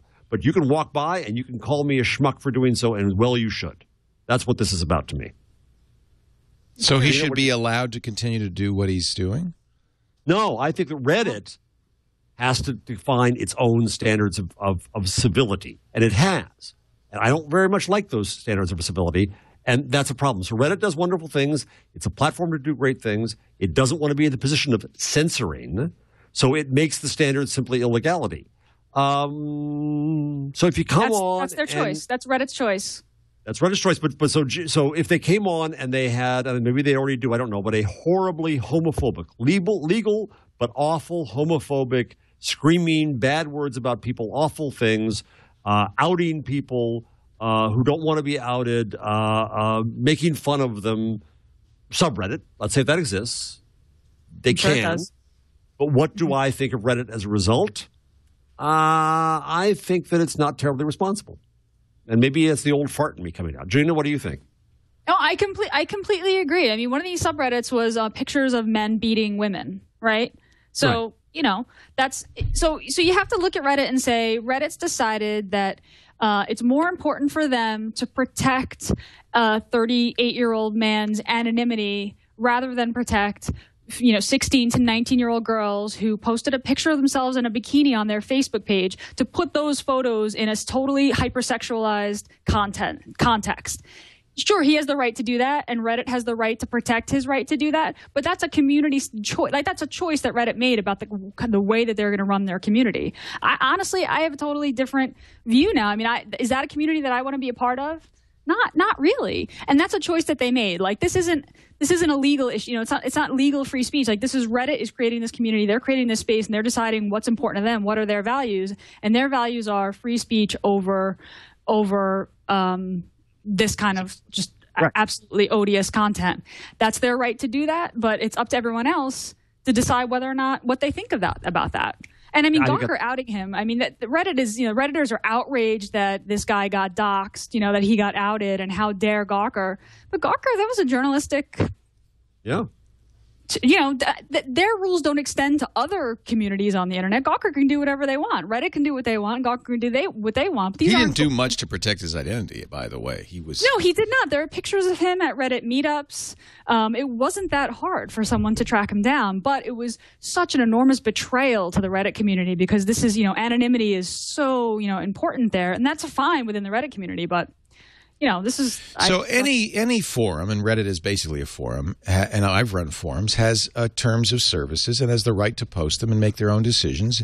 On all the forums I've ever owned or run, we've banned certain kinds of behavior, including all of that, and moderated it quite heavily. There's no, has Reddit or Condé Nast responded to this in any way publicly? I suppose I should disclose my old boss, emailed me about it like a year ago, kind of asking my advice. And I don't even know what I said back because it's a very tough thing. I believe in free speech. I believe in anonymity. I understand the openness of a platform. I get all that. And I don't think that at the time I understood where the boundaries are. What this whole episode has done, I mean, it's just like when what's his name's devices all got hacked, and we saw, somebody pushed it too far, and we know where it goes, and now we have a discussion about it. The discussion is valuable. Too bad somebody got hurt in the process, but the discussion is good. I think it's where we are right now. I didn't know where my lines were now, but I think my stance is what Gina just said, is that fine, they can do what they want. No one should stop them. The government shouldn't stop them. No one else should stop them as long as it's legal. That's the whole point. Legal is legal. But we will now judge Reddit, and not just its platform, but also, very importantly, its members and its community on the basis of the company they keep and what they do, right? Now, so if you're Reddit and the value you have is your platform and the openness, which is absolutely true, and which, God bless Condé Nast, they have enabled, right? It's a very unmedia thing to do what they did with Reddit, to allow it to be free, to allow it to be that. So the problem I have here is not the platform. It's not the technology at all. It's not the ownership at all. It's not the management, except for what they did with Gawker links, which I think is abhorrent and stupid, and they even know that, right? The judgment here is of the users atop the platform, the community that has taken over Reddit, that has done wonderful things with it in some ways, but then tolerates and chooses not just to tolerate, but to protect this behavior. Okay, go have your party somewhere else. Thanks. I'll have my beer over here. Yep. Absolutely. It's all about community values. So we should just stop using Reddit. Well, I mean, that would sound like a boycott, and I'm not saying that. If something neat comes up on Reddit, will I not listen to it? Okay. But it's what I say on my comments. Well, let me put it this way. Many of our shows use subreddits. So are we now guilt by association? No. Yeah, it's hard to say, right? Because Reddit's a big community. There's lots of Redditors. So you can't. It's tough. I'm not a huge Redditor. If I was, I would definitely question whether or not those values, reflected my values, and whether or not I felt comfortable being in a community where pictures of women being violently beaten, like where that's okay. I wouldn't feel safe in a place like that, and I wouldn't want to do a full on boycott. I'm going to run into Reddit links. Reddit has done some amazing things, as we said earlier, but. I don't know, Leo. I don't know if you should move subreddits. What shows do use Reddit to TNT uses it heavily, but many of the other shows do. We were talking about using subreddit for Twig. Yeah, I mean, we've already grabbed all of the shows, all of the subreddit locations. So, well, I'm going to move slow on that. I can tell you that right now. What would you? Well, but that's a very good case in point. Right? We admire the technology. We admire the openness. We now see this, right? I think there's two things here. I think one is that if you were a Reddit user, Gina, there's no law within Reddit that says that the troll protectors have to win the day, right? If it is truly a community, then members of the community can stand up and say, "Whoa, no, you're wrong about that. We're gonna change the culture of Reddit." Based on this case, and we're going to learn from That's it. not what happened, however. It was quite the opposite. A lot of the Reddit community was upset that he was doxxed, Right, precisely. And banned, links to Gawker, et cetera. But is that a statement of what the community is? Not necessarily. People can speak up. So there's kind of a militancy in the other way that shuts down those voices who might say otherwise. So I'm not a Redditor, and so I'm just going to stand back and say, as I say to my people in the comments of my blog, if you're anonymous, I will pay less attention to what you say. You're free to be anonymous. You can say it. You might have a good reason to be anonymous. But just know, I have the balls to say what I say under my name. If you don't, I'm going to judge you less. I'm going to pay less attention to you. People don't like that, but I'm just telling you the way I judge it. Yeah, so when Gawker published the headline that – see, I think Gawker kind of doesn't like Reddit. When President Obama did the AMA on Gawker, the Gawker headline was President answers questions on, what was it, racist teen photo site. Something like that. Right. Which I thought was a kind of a joke. Maybe not, though. Yeah. If Obama had known what was going on or his campaign probably had known what was going on Reddit, it would have been very smart of them not to have anything to do with it. Well, someone in the chat room said, hey, Gina, there are lots of pictures of horrible things all over the internet, but you don't not use the internet because of that. And I mean, Reddit is a huge community, and this is kind of the seedy underbelly, these subreddits, right? And do you just toss out an entire community or just write off? Yeah, but you know what? It's not the internet. It's a specific site. It's a specific site that has community moderators, that has leadership, that lays out what its values are and what it can be done there and can't be done there. So that's why I'm judging it a little more. In terms of whether or not to boycott or try to change from within, I mean, this is the question of every kind of change, right? You either work from within and try to evolve, or you toss the whole thing out and try to start fresh and start anew. I'm not an active Redditor, so it's hard for me to say. This is Reddit has enabled some amazing things. It's also enabled some really horrible things. I mean, I'm sort of horrified. I'm just super sensitive to this stuff now, especially because I have a three-week-old baby girl. But it's like I just can't. I just have no tolerance for this kind of stuff. The point you just made, I think it's a really interesting and right point. Isn't the difference between the internet argument and the Reddit argument is technology versus a community? Yes. Right? I don't think we have any problem with the technology of Reddit. We don't have any problem with the technology of the internet. We know that the internet does enable bad things. That's not the issue here. The issue here is that the community came along and not just defended and protected this schmuck, but also then cut off the free speech of others and the right of their readers to learn both sides and to act on that. And they acted dictatorial within that community. And they can do that. They can take it over. It's a kingdom. But the problem we have there is not with the technology. It's saying that if that's the community you guys want to have, okay, you can have it, but not for me, thanks. And that would be a shame because Reddit does neat things. And the community is also a reflection of its leadership. I mean, there was a private memo that was published that we have here in the rundown. I mean, one of Reddit's kind of the CEO, I think, says, yes, we hate this kind of content, but we protect this person's right to post it. And also said, we shouldn't ban links to Gawker. That seems, that's a bad idea. Although apparently moderators of different subreddits they can decide to ban Gawker links, and the community leadership or the people who run Reddit, the company, can't have any say about that. And that's just the way that they've decided to structure the community. But there is leadership that's structuring the community and leading the community. And the community, I think, every community, I think, is a reflection of its founders and of its values. And those evolve over time. But there are people at work, moderators, people in positions of power that help, grow the kind of values that they want to see reflected in their community. Is it like, somebody asked a good question, is the community of Reddit like the community of Facebook? Facebook, by the way, would never allow any of this. No. Oh, no. I don't know. Yeah, it's not, Twitter, is it like Twitter? There's definitely reprehensible stuff on Twitter. Well, here's the argument. Facebook is not run by its community. Reddit is run by its community. Okay. Right? And so, again, what we're judging is the community. And, again, I feel bad. I don't like to throw the baby out with the bathwater. It does great things. Most of it's wonderful. But would we want to associate Twig now is the question with – Well, I'm not going to. But we're not going to do subreddits. Well, we but wouldn't have asked. the more it looks like 4chan, the less interested I am. But we make that choice. Those choices we make all the time. And I don't have any problem making those choices. It's not even censorship or – It's not even having an opinion. It's just like, well, I'm not going to stay away. I'm just going to stay away from that because I don't want to get in that, mired in that. On me. And I do love stuff. There's plenty of good stuff on Reddit. Yeah. Yeah. It's not an easy topic. It's hard because as a Reddit user, and I do use Reddit a lot, there's definitely That's OMG Chad speaking, by the way, Chad Johnson.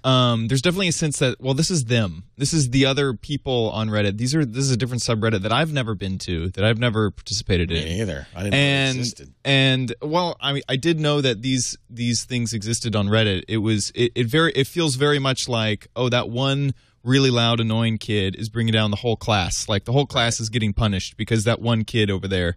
And the only reason that this gets bigger than just, oh, that those people over there are being loud is because of the community running all of Reddit. So now that loud, annoying kid is also the teacher of the class. Oh boy. And that's the problem. Oh boy. And I'll tell you, once communities start going in one direction, it's very hard to there's a lot of momentum behind it. Well, right, this guy is not representative of Reddit. These we understand that are not representative. But should of Reddit be protecting him or trying? Okay, so let me do the devil's advocate truly here for a minute and turn it around.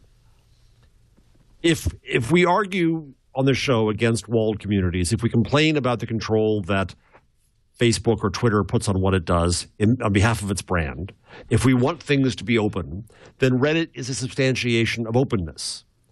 And if Reddit says there is no community control of the whole thing, there is no management control of the whole thing, then the crap comes along, but that's the definition of openness. Now, the problem is that Reddit proved itself hypocritical by banning the links to Gawker, because then it did do centralized top-down control, and it chose to do it against reporting as opposed to against near child pornography. That's where the real problem comes in here. I think before, we all knew there was crap on Reddit. Not as bad as this. Pardon me. But I think the problem was the hypocrisy of the Gawker ban in this. So Chad, to your point, it's a big platform. It's open. No one controls it. Thus, everyone controls it, and they all can do what they want in their own worlds. And that's the secret of its growth. I think that'd be a different story. But what we saw here was an outright protection of the scumbucket. Absolutely. Yeah. The Gawker ban was the biggest misstep they could have ever made. If they're trying to defend the community or trying to dispel part of the community.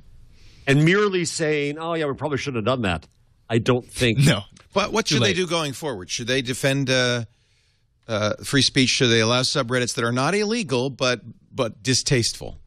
I would argue that you almost need a conventional – if this is a community site, you almost need a constitutional convention of Reddit. You almost need to say, folks, let's hash this out honestly. Let's not make this as if it's a done law of our universe. What do we think, people?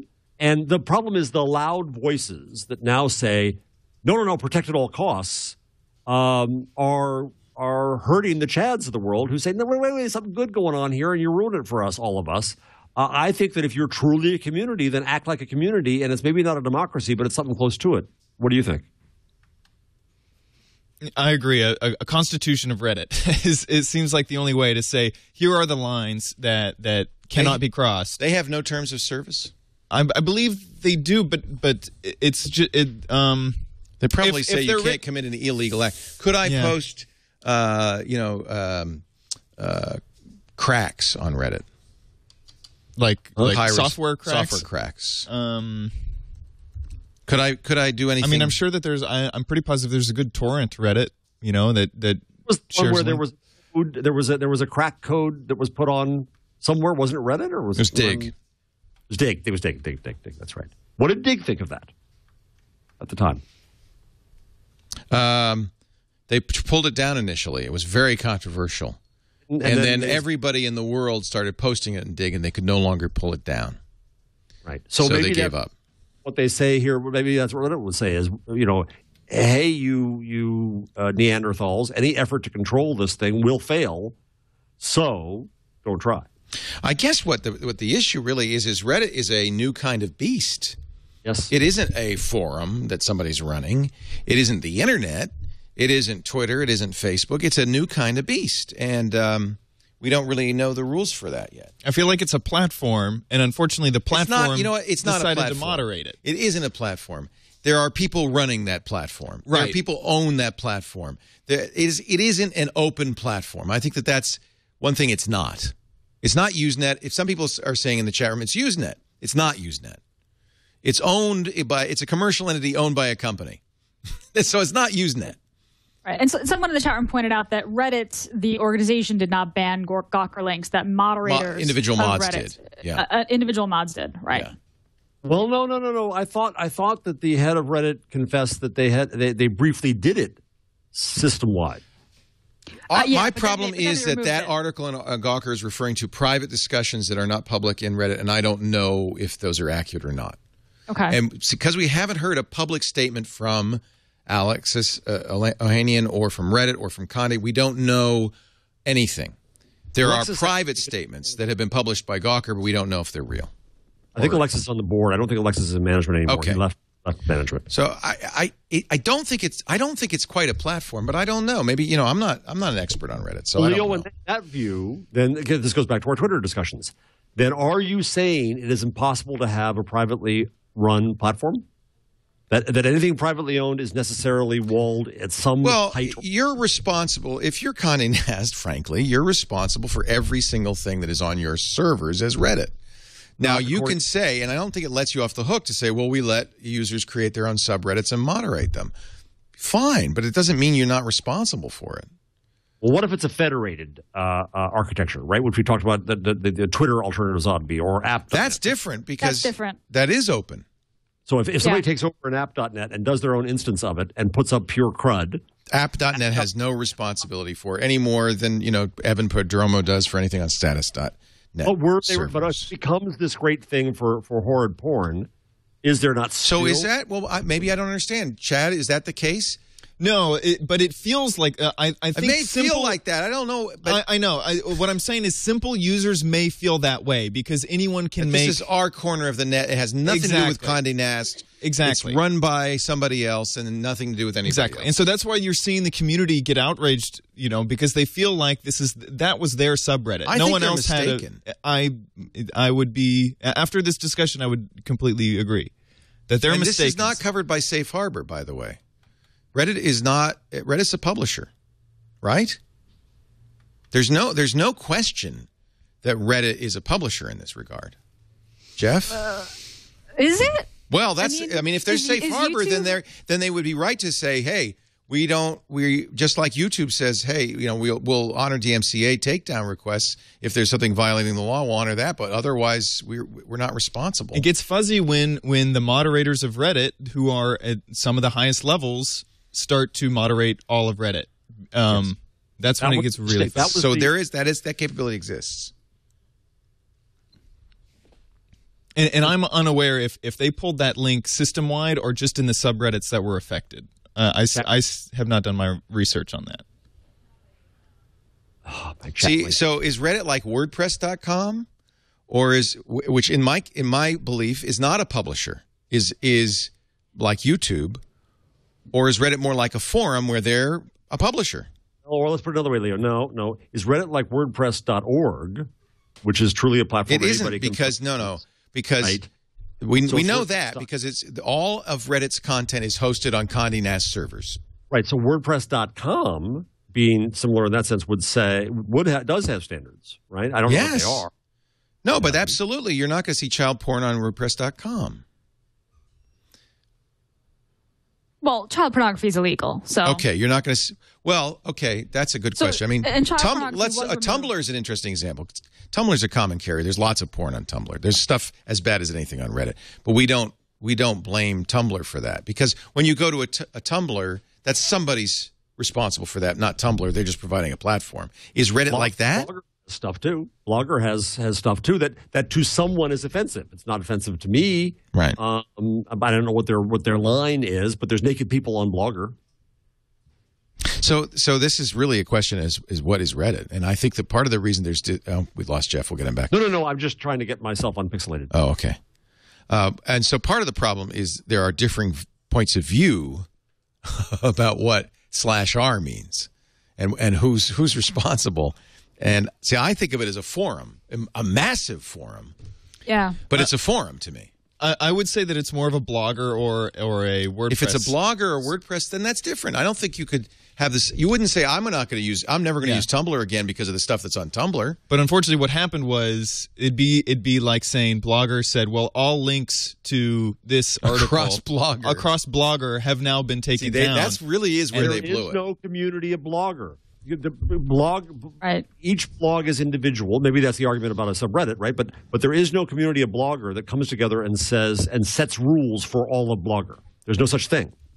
Well, I'm going to table this discussion. There's a personal publishing platform versus a social news site. I always imagine Reddit like Dig, a social news site. Right. Right? Yes. Like a meta filter. Yeah, because you have one account on Reddit, and that's it. And you have the whole Reddit. Mm-hmm. Unless but people have to let you into these subreddits, right? Are they private? No, they tend to be open. You can go in. So one account. So see, to me, that's a forum. That's not Blogger. That's not WordPress. That's a forum. You get one account, a Reddit account. You're on Condé Nast servers now. There's a ton of content. So I think people are fooled by the scope of it. Yeah. It's so big it looks like the internet, but it isn't. It looks like WordPress.com, but it isn't. It's one place, one forum with a lot of horrible stuff on it. And I can tell you, if I ran that forum, I would be responsible for it all. And as soon as they pull site-wide, pull links to something, they demonstrate that fact. They say, "Oh, if they had not done that." Yeah, they kind of muddied the waters there. They did a lot, right? That's where it all comes down to me. And it shows the capability. If they'd not done, let's say they hadn't done that. Let's say all that happened was Redditors like crazy yelled and screamed and protected and cursed Gawker, but it wouldn't be the first, and whatever. We'd have a very different discussion, wouldn't we? What would we say then? It is owned by Condé Nast. I'm sorry. Somebody's saying they're sister companies. No, sorry, wrong. Yeah, okay. They're given a lot of autonomy. Condé Nast owns them. Could fire every single person there. Could shut it down tomorrow. That's not true. They have mods, just as we have chat room mods. Mm-hmm. But I don't think that lets them off the hook any more than I'm off the hook for what happens in the chat room. You are legally. I'm absolutely on the hook for what happens in the chat room. No, you're off the hook legally. I am? Yeah, Section 230. Section 230 is. Because I don't like that chat room. I was going to say, really, Leo? That's not good. No, I think I am. Well, I'm morally, if not legally, on the hook. I'm morally. No. You want Section 230. It's our First Amendment because Section 230 says it's the only surviving part of the DCMA. And I understand what you're saying. Yeah. And it says that you are not responsible for content that is created on your site by someone else. And the reason that Congress, even silly Congress, did that was so that if that weren't the case, if you were responsible for everything, you would allow no conversation because your liability would be too high. This is what allows takedown notices. This is what allows free speech on the net. Right. So Section 230 is very important. You are not responsible for your chat room. You choose to be, and that's your right to do. So I do stand corrected. Reddit was spun off, in effect, from Condé Nast in 2011, at the end of 2011, and is now a part of Advanced Communications, which owns both Condé Nast and Reddit. So I stand corrected. So so I should, instead of using Condé Nast, I should use Advanced Publications, which is the parent company. The parent company.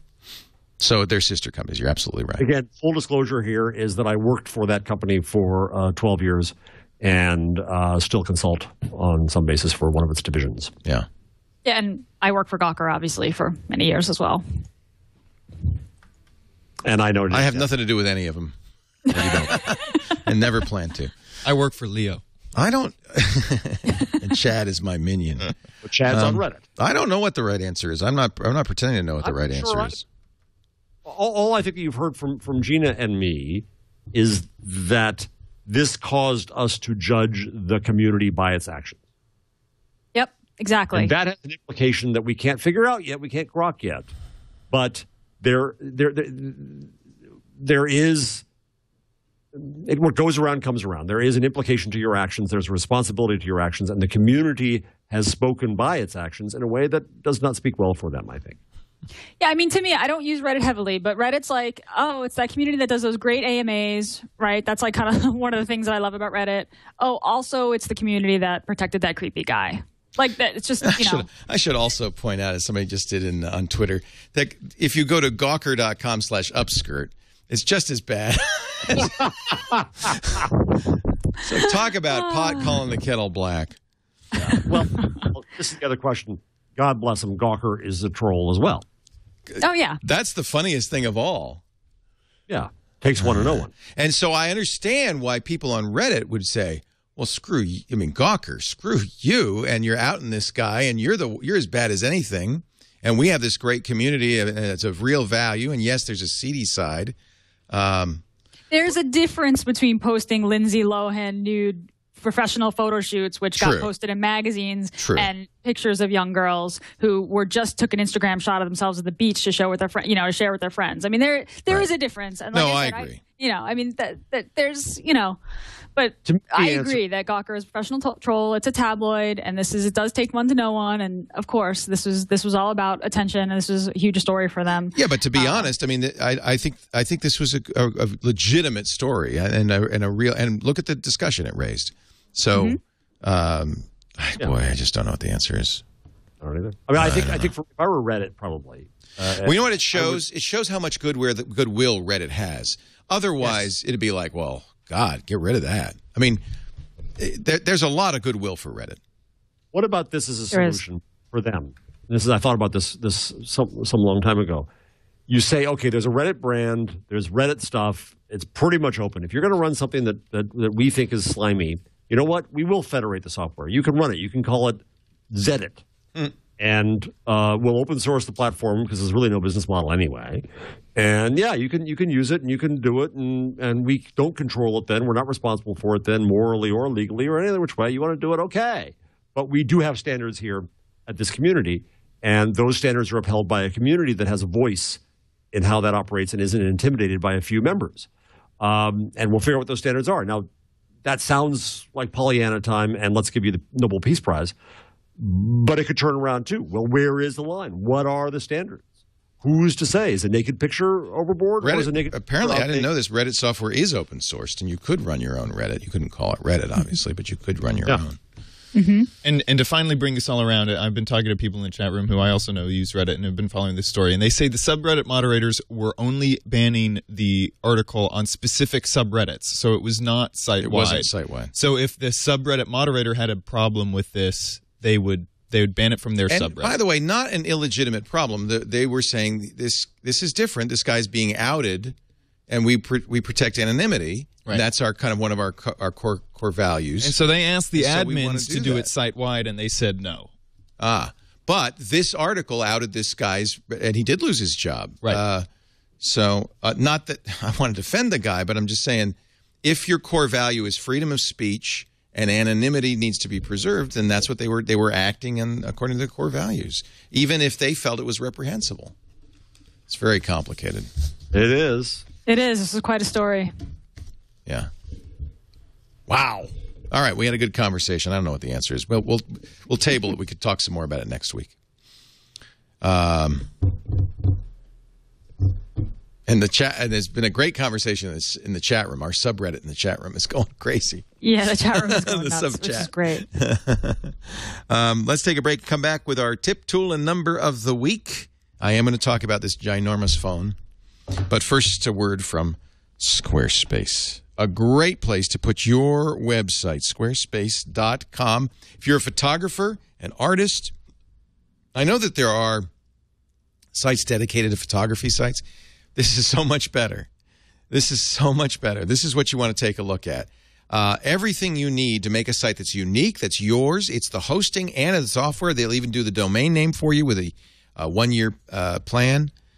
They'll hook it all up for you, and I'm telling you, literally within minutes, you will have a gorgeous site. In fact, you could do it right now for free, no credit card needed. Just go to squarespace.com, click Get Started. You'll be using the new Squarespace 6. They're amazing responsive design. That means a site looks good on any size device. That's the modern way of doing things, not a separate mobile site. No, your portfolio, your blog, your business looks great on any device with one site. Take a look at the amazing templates by some of the best creative designers in the world. And that's just your starting point. These are not cookie cutter sites, because as soon as you start working with a template, you're making it all your own. Every site is unique, reflects your style and you don't have to be a web guru to do it. Now, if you are an expert in HTML5 and CSS3 and JavaScript and JSON and things like that, you absolutely have access to all those tools. That's one of the things I love about Squarespace. SFTP Git, it actually supports Git, so you can check in and check out your design updates. Look, I want you to try it free for 2 weeks. That's the first step. Just go to squarespace.com, click Try It Free. Import all your data from your existing site, including comments, images, all the SEO is preserved. Then, if you decide you want it, take a look at the pricing. 2 plans. Standard plan is $8 a month when you buy an annual plan, $10 a month, month to month. So that's right, you can go month to month on this. $16 a month for the unlimited annual plan gets you unlimited pages, galleries, unlimited blogs, unlimited bandwidth, unlimited storage. If you're a photographer, $16 a month, and you don't give up control to somebody else, you absolutely control it. It's so fantastic. Would you try it free? Squarespace.com, and then if you decide to buy, all I ask is use our offer code so we get credit. TWIG and the number 10, TWIG10, Squarespace.com. A great place for your next website. Time for our tool of the week, Gina Trapani. Tip of the week, 2-factor auth for Google accounts. I know, Leo, this is like one of the few things that you and I have ever disagreed with. Well, I use over it. The years. I use it. I just suffer with it. You use it and you suffer with it because it's really a pain in the ass to use, right? Yes. You have to enter this verification code every Yes. 30 days, and Yes. you have application-specific passwords, and you got to install the app. And for someone who has multiple phones like you do, that's a total pain. It got a little bit easier, and I just noticed this myself last week. I'm not sure how new it is, but Google has added this idea of trusted computers to 2-factor auth. So the next time that you verify, you have to sign in with 2-factor auth with your verification code. There's a little checkbox that says, trust this computer. If you check that box, that means you won't be prompted for your verification code every 30 days anymore. Does that mean on all of the apps on that computer or device, or just on the Google website? I believe it's just the Google website. Okay. I thought they had that already, so this is new. So they used to have remember this machine for 30 days, and you could check that so it wouldn't prompt you for another month. This is so basically you check trust this computer, and you do that across your different devices. And if your phone gets stolen, or if you're wiping your computer and selling it, or whatever, you go into your Google account. You can manage that list of you revoke it. Devices and computers. You can revoke that trusted computer. So it makes 2-factor auth just a little bit easier to use because you just don't get prompted every time. Right. And I loved Matt Cutt's tip, which is once you get the barcode, because the way you get Google Authenticator working on your phone is you scan the barcode, and that phone is now can be used with Authenticator and your Google account. Mm-hmm. I'm gonna do this now that I got all the phones. I got my iPhone 5, I got my new Galaxy Note 2. I'm gonna on my iPad. I'm gonna take pictures of that same barcode. You could take multiple devices. So I'm gonna do it one more time. Yeah, Matt told us that last time he was on. You weren't here, maybe. That's right. She wasn't. So wait, you take a screenshot of the barcode and then you. Well, you could do that, yeah. Or you could just wait there and get all your devices and keep and making Google Authenticator work on all the devices. Oh, nice! I got to do that. Yeah, because I want Authenticator on more than one device. Yeah, me too. And that was one of my problems. Just having it text me codes every time. That was so annoying. Right. Yeah, I'll do that. Great, cool. If you print it, does it continue to work? So they're saying they printed it. Or save it as a screenshot. If it continues to work, that's great. I just thought maybe once you close that window that didn't work anymore. Okay. Good tip. I turned it on because, of course, I want to be safe. But your point about application-specific passwords being no better than just a regular single password is well taken. Worse than mine. 16 lowercase letters or case-insensitive letters. Mine's much better. Yeah. But that's fine. It's still good enough. It's good enough. Jeff Jarvis has a number or two. Let's go with this one. Glassdoor did a study of the average base salary for software engineers. And not surprisingly, Google came out number one at $128,000. Again, that's a base salary. Facebook near behind, $5,000 less at $123,000. The national average is $92,000.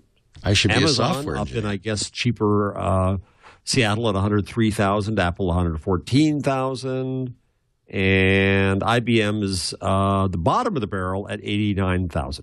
That's because you have to use COBOL. That's because you're old. You should get paid more if you have to use COBOL. Though, in defense of IBM, I've gone through this before. I got a message this week from Jeff Schick, who is Howard Stern's tech advisor, and he has put in an IBM Lotus social network into Howard Stern's operation. So they're managing based on a social network now, which you can imagine using Lotus. Into that. Yeah, well, don't make fun. What's that new one that we want to try that was Mac Break Weekly pick yesterday by Renee Ritchie? I want to try that. Now I can't remember it anymore.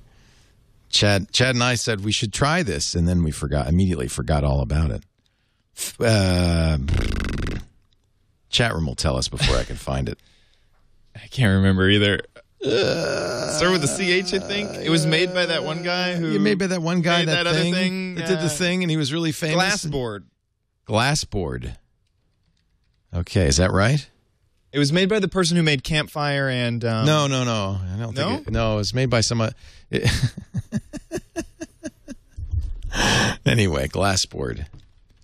This would be better than Lotus Notes for Howard. But, it is Glassboard. Good. Yeah. We were right. Yeah. Or chat room. Yeah. I want to try this. Android, iPhone, and on the web. And it's like Campfire. So it's an internal social network for you? Yeah, private social network for your business or whatever. Free. Cool. Well, maybe it's not free. It's free and freemium. But it's pretty good for free. We got to do. I think this would be good. Now, we have Rosie. We have our own wiki. The repository of something. Rosie stands for something. Of everything you ever wanted to know about Twit, but we're afraid to ask. My pick is my new phone, which I'm sure people are getting tired of hearing me sing its praises. I finally broke down and I ordered the European unlocked version of the Galaxy Note 2. You remember I loved the Galaxy Note, but I replaced it with the Galaxy S3, which I replaced with the iPhone 5, which I've now replaced with the Galaxy Note 2. This was all planned obsolescence. Every 2 months, new phone, need it or not. But I actually love the size of this. It's 5.5 inches. And I'm going to just show you a couple of things it does that you will not believe. For instance, it has windowing. So when I press and hold the menu button, a little side menu pops up. And let's say I could put Maps in this one. And I can put, let's see, Chrome up here. I don't know why you'd want to do that. But now I have a window with Chrome in the Maps. Or I can put, maybe you want to use the S Note. Because this has a great little stylus here. So I can drag now the S Note. I've got a window on top of the window, or I can drag the S Note into it like this, and then let's close that. It's very confusing. Okay. S Note is cool because this is a pressure-sensitive stylus. It does handwriting recognition. It does a pretty good job. Very fast, 1.6 gigahertz quad-core processor and 2 gigs of RAM, which I'm not sure which makes it fast, but I bet the lots of RAM certainly doesn't hurt. Beautiful screen. It is not as high a resolution as the original Note. It's 1280 by 720 instead of 1280 by 800. So the pixels per inch is actually lower than the original Galaxy Note. But it is not a pentile screen, and so you might say it really is higher resolution. It's a gorgeous, bright, easy to use LCD screen. What more can I say about it? This is if you have fat fingers like I do, you need a big phone, and this is it. Now it looks like it's a pocket check, Leo. Yeah, you want to see me put in a pocket? I got Captain Kangaroo pockets. It goes right in my breast pocket right here like that. Easy. It's plenty of room. In fact, it's no wider than the old Galaxy Note, just a little bit taller because they go edge to edge more on the screen. I really like this. As an old person with fat fingers, it really solves my needs. It does not flicker in real life. That's just an interaction with our cameras. I'm not sure why that's doing that. The windowing is crazy. So it's that like wild? Windows, yeah, it's kind of the tabs. The Note tabs do that as well. It's something new that Samsung's doing with some of their newer things. What else do I like? Yeah, I saw there was a commercial, or at some point it was like, well, you can text while you're watching a video. And that's kind of weird. Would I ever want to be texting? Well, yeah, I would have last night when I was watching the video in the Turnpike rest stop. Okay, yeah, watch the debate one window and tweet in the other. Well, and I'll tell you, people laugh at a stylus, but the idea that if somebody gives you a phone number And instead of breaking out the keyboard, I could just write it, and it's easy. I mean, I can read my own handwriting. And it does have, this is really weird, but it has actual text recognition. So I can also do it. I don't know how good it is. I think it's pretty good. See, 5, 5, 5, 1, 2, 1, 2. It's actually pretty good. Is there a place on the phone to keep the stylus, or is it you just have to carry that separately? No, and in fact, there's a nice little feature that if you leave the stylus behind, it beeps at you. Really? And if you never use a stylus, you never even have to know it exists. It fits very nicely flush into the case and is nice and firm in there. Very nice. The stylus is much improved, by the way. The ergonomics are much better than the Galaxy Note. One reason to upgrade, the button's easier to push. It's got a soft plastic S Pen now is really, I think, nice. Look, if you want a big phone, this is it. And I think it's a great phone. Running Jelly Bean, which is nice. So Google Now. Look how nice Google Now looks on the big screen, you know. And it's what's amazing is that one of the first tablets to come out was Dell doing a 5-inch. Yes, and it was terrible. It was, but they had the right idea. Because it was clunky and big, but it was the right size. I like this size a lot. Yeah. So, you know, I have to say, this is my daily driver. I gave up on the iPhone 5. Too hard for me to type on. I've nicked the heck out of it. I'm going to wait till I can get a case for it, for one thing. It's nice, but it feels old-fashioned. It's my parents' phone. I'm loving my Android stuff. You're loving what? Android stuff. Loving Android's. I tell you, with Jelly Bean, Android has really come of age. And here's the other thing. I went last week and I bought. Unfortunately, I had to return it because it was a broken open box unit. But I bought a Chromebook. Oh. And I'm going to go back and do it because I really want to see what life is like fully on Google Apps, and then B is for an educational purpose. You know, would it really be usable to teach students? Cool. I should let you know. I did order a Microsoft Surface tablet, and I will have it going to ask you about in 9 days. 26th, it arrives along with the keyboard. So I'll show you the following week on Twig. Does it really change? Have you played enough with the earlier versions of Windows 8 that it really changes? You don't have to go searching for things and doing all the wacky stuff you have to do in Windows? It's worse. No. In fact, I think Windows users are going to be baffled. Oh, no. What if you're a Mac user? You haven't been on Windows in years. Then it won't make any difference. It's just a different interface. It's very different, though. And there's a lot of – I think the problem – and I just saw a usability test with Nielsen Norman where they said the real problem is there's a lot of mysterious commands, hidden mouse movements and things that people just don't get. I think sophisticated users might like Windows 8. It's certainly grown on me, but I have a feeling it's going to be really problematic for a lot of people. They're also doing something very interesting, which is that they are including news in Windows 8. Yeah. And so they're licensing content from major media companies. Yeah. They have editors that are working people on this. Yeah. No, I think they're really – this is a tablet. Even Windows 8 is tablet-y. Yeah. And I got to say, I went to Best Buy and I played with a touchscreen laptop for Windows 8, and I do like a touchscreen laptop. You'll need it. You'll need it. Yeah. You'll want it anyway. You won't need it, but you'll want it with Windows 8, I think. And that's why I got the RT tablet. I'm really curious as to how that works. It's not, there's very little RT software, so I don't know what that's going to be like. But I hope it doesn't join the Playbook and the Zoom and all those other bad tablets that I have. I do want to try that keyboard. Yeah. Well, come up here. Yeah, I'll come up. All right. Sounds good. Gina Trapani, you can find her. She's easy to find. Smarterware.com. I'm sorry, .org. .org, and yeah. ThinkUp.com. ThinkUp.com. And, of course, here every Wednesday afternoon, 1 p.m. Pacific, 4 p.m. Eastern Time. Great show, as always. Yeah. My favorite hour of the week. I really enjoy the conversations we have. I do, too. Yeah. Me, too. I learn a lot. Not only from Me you too. guys, but also from the chat room screaming at us. Yeah. Yes. This is easily the show where I learn the most. That's thanks to you, Gina, and to you, Jeff Jarvis, professor of journalism. Because you've got some great shows. I know. I work with smart people, and don't tell them I said that.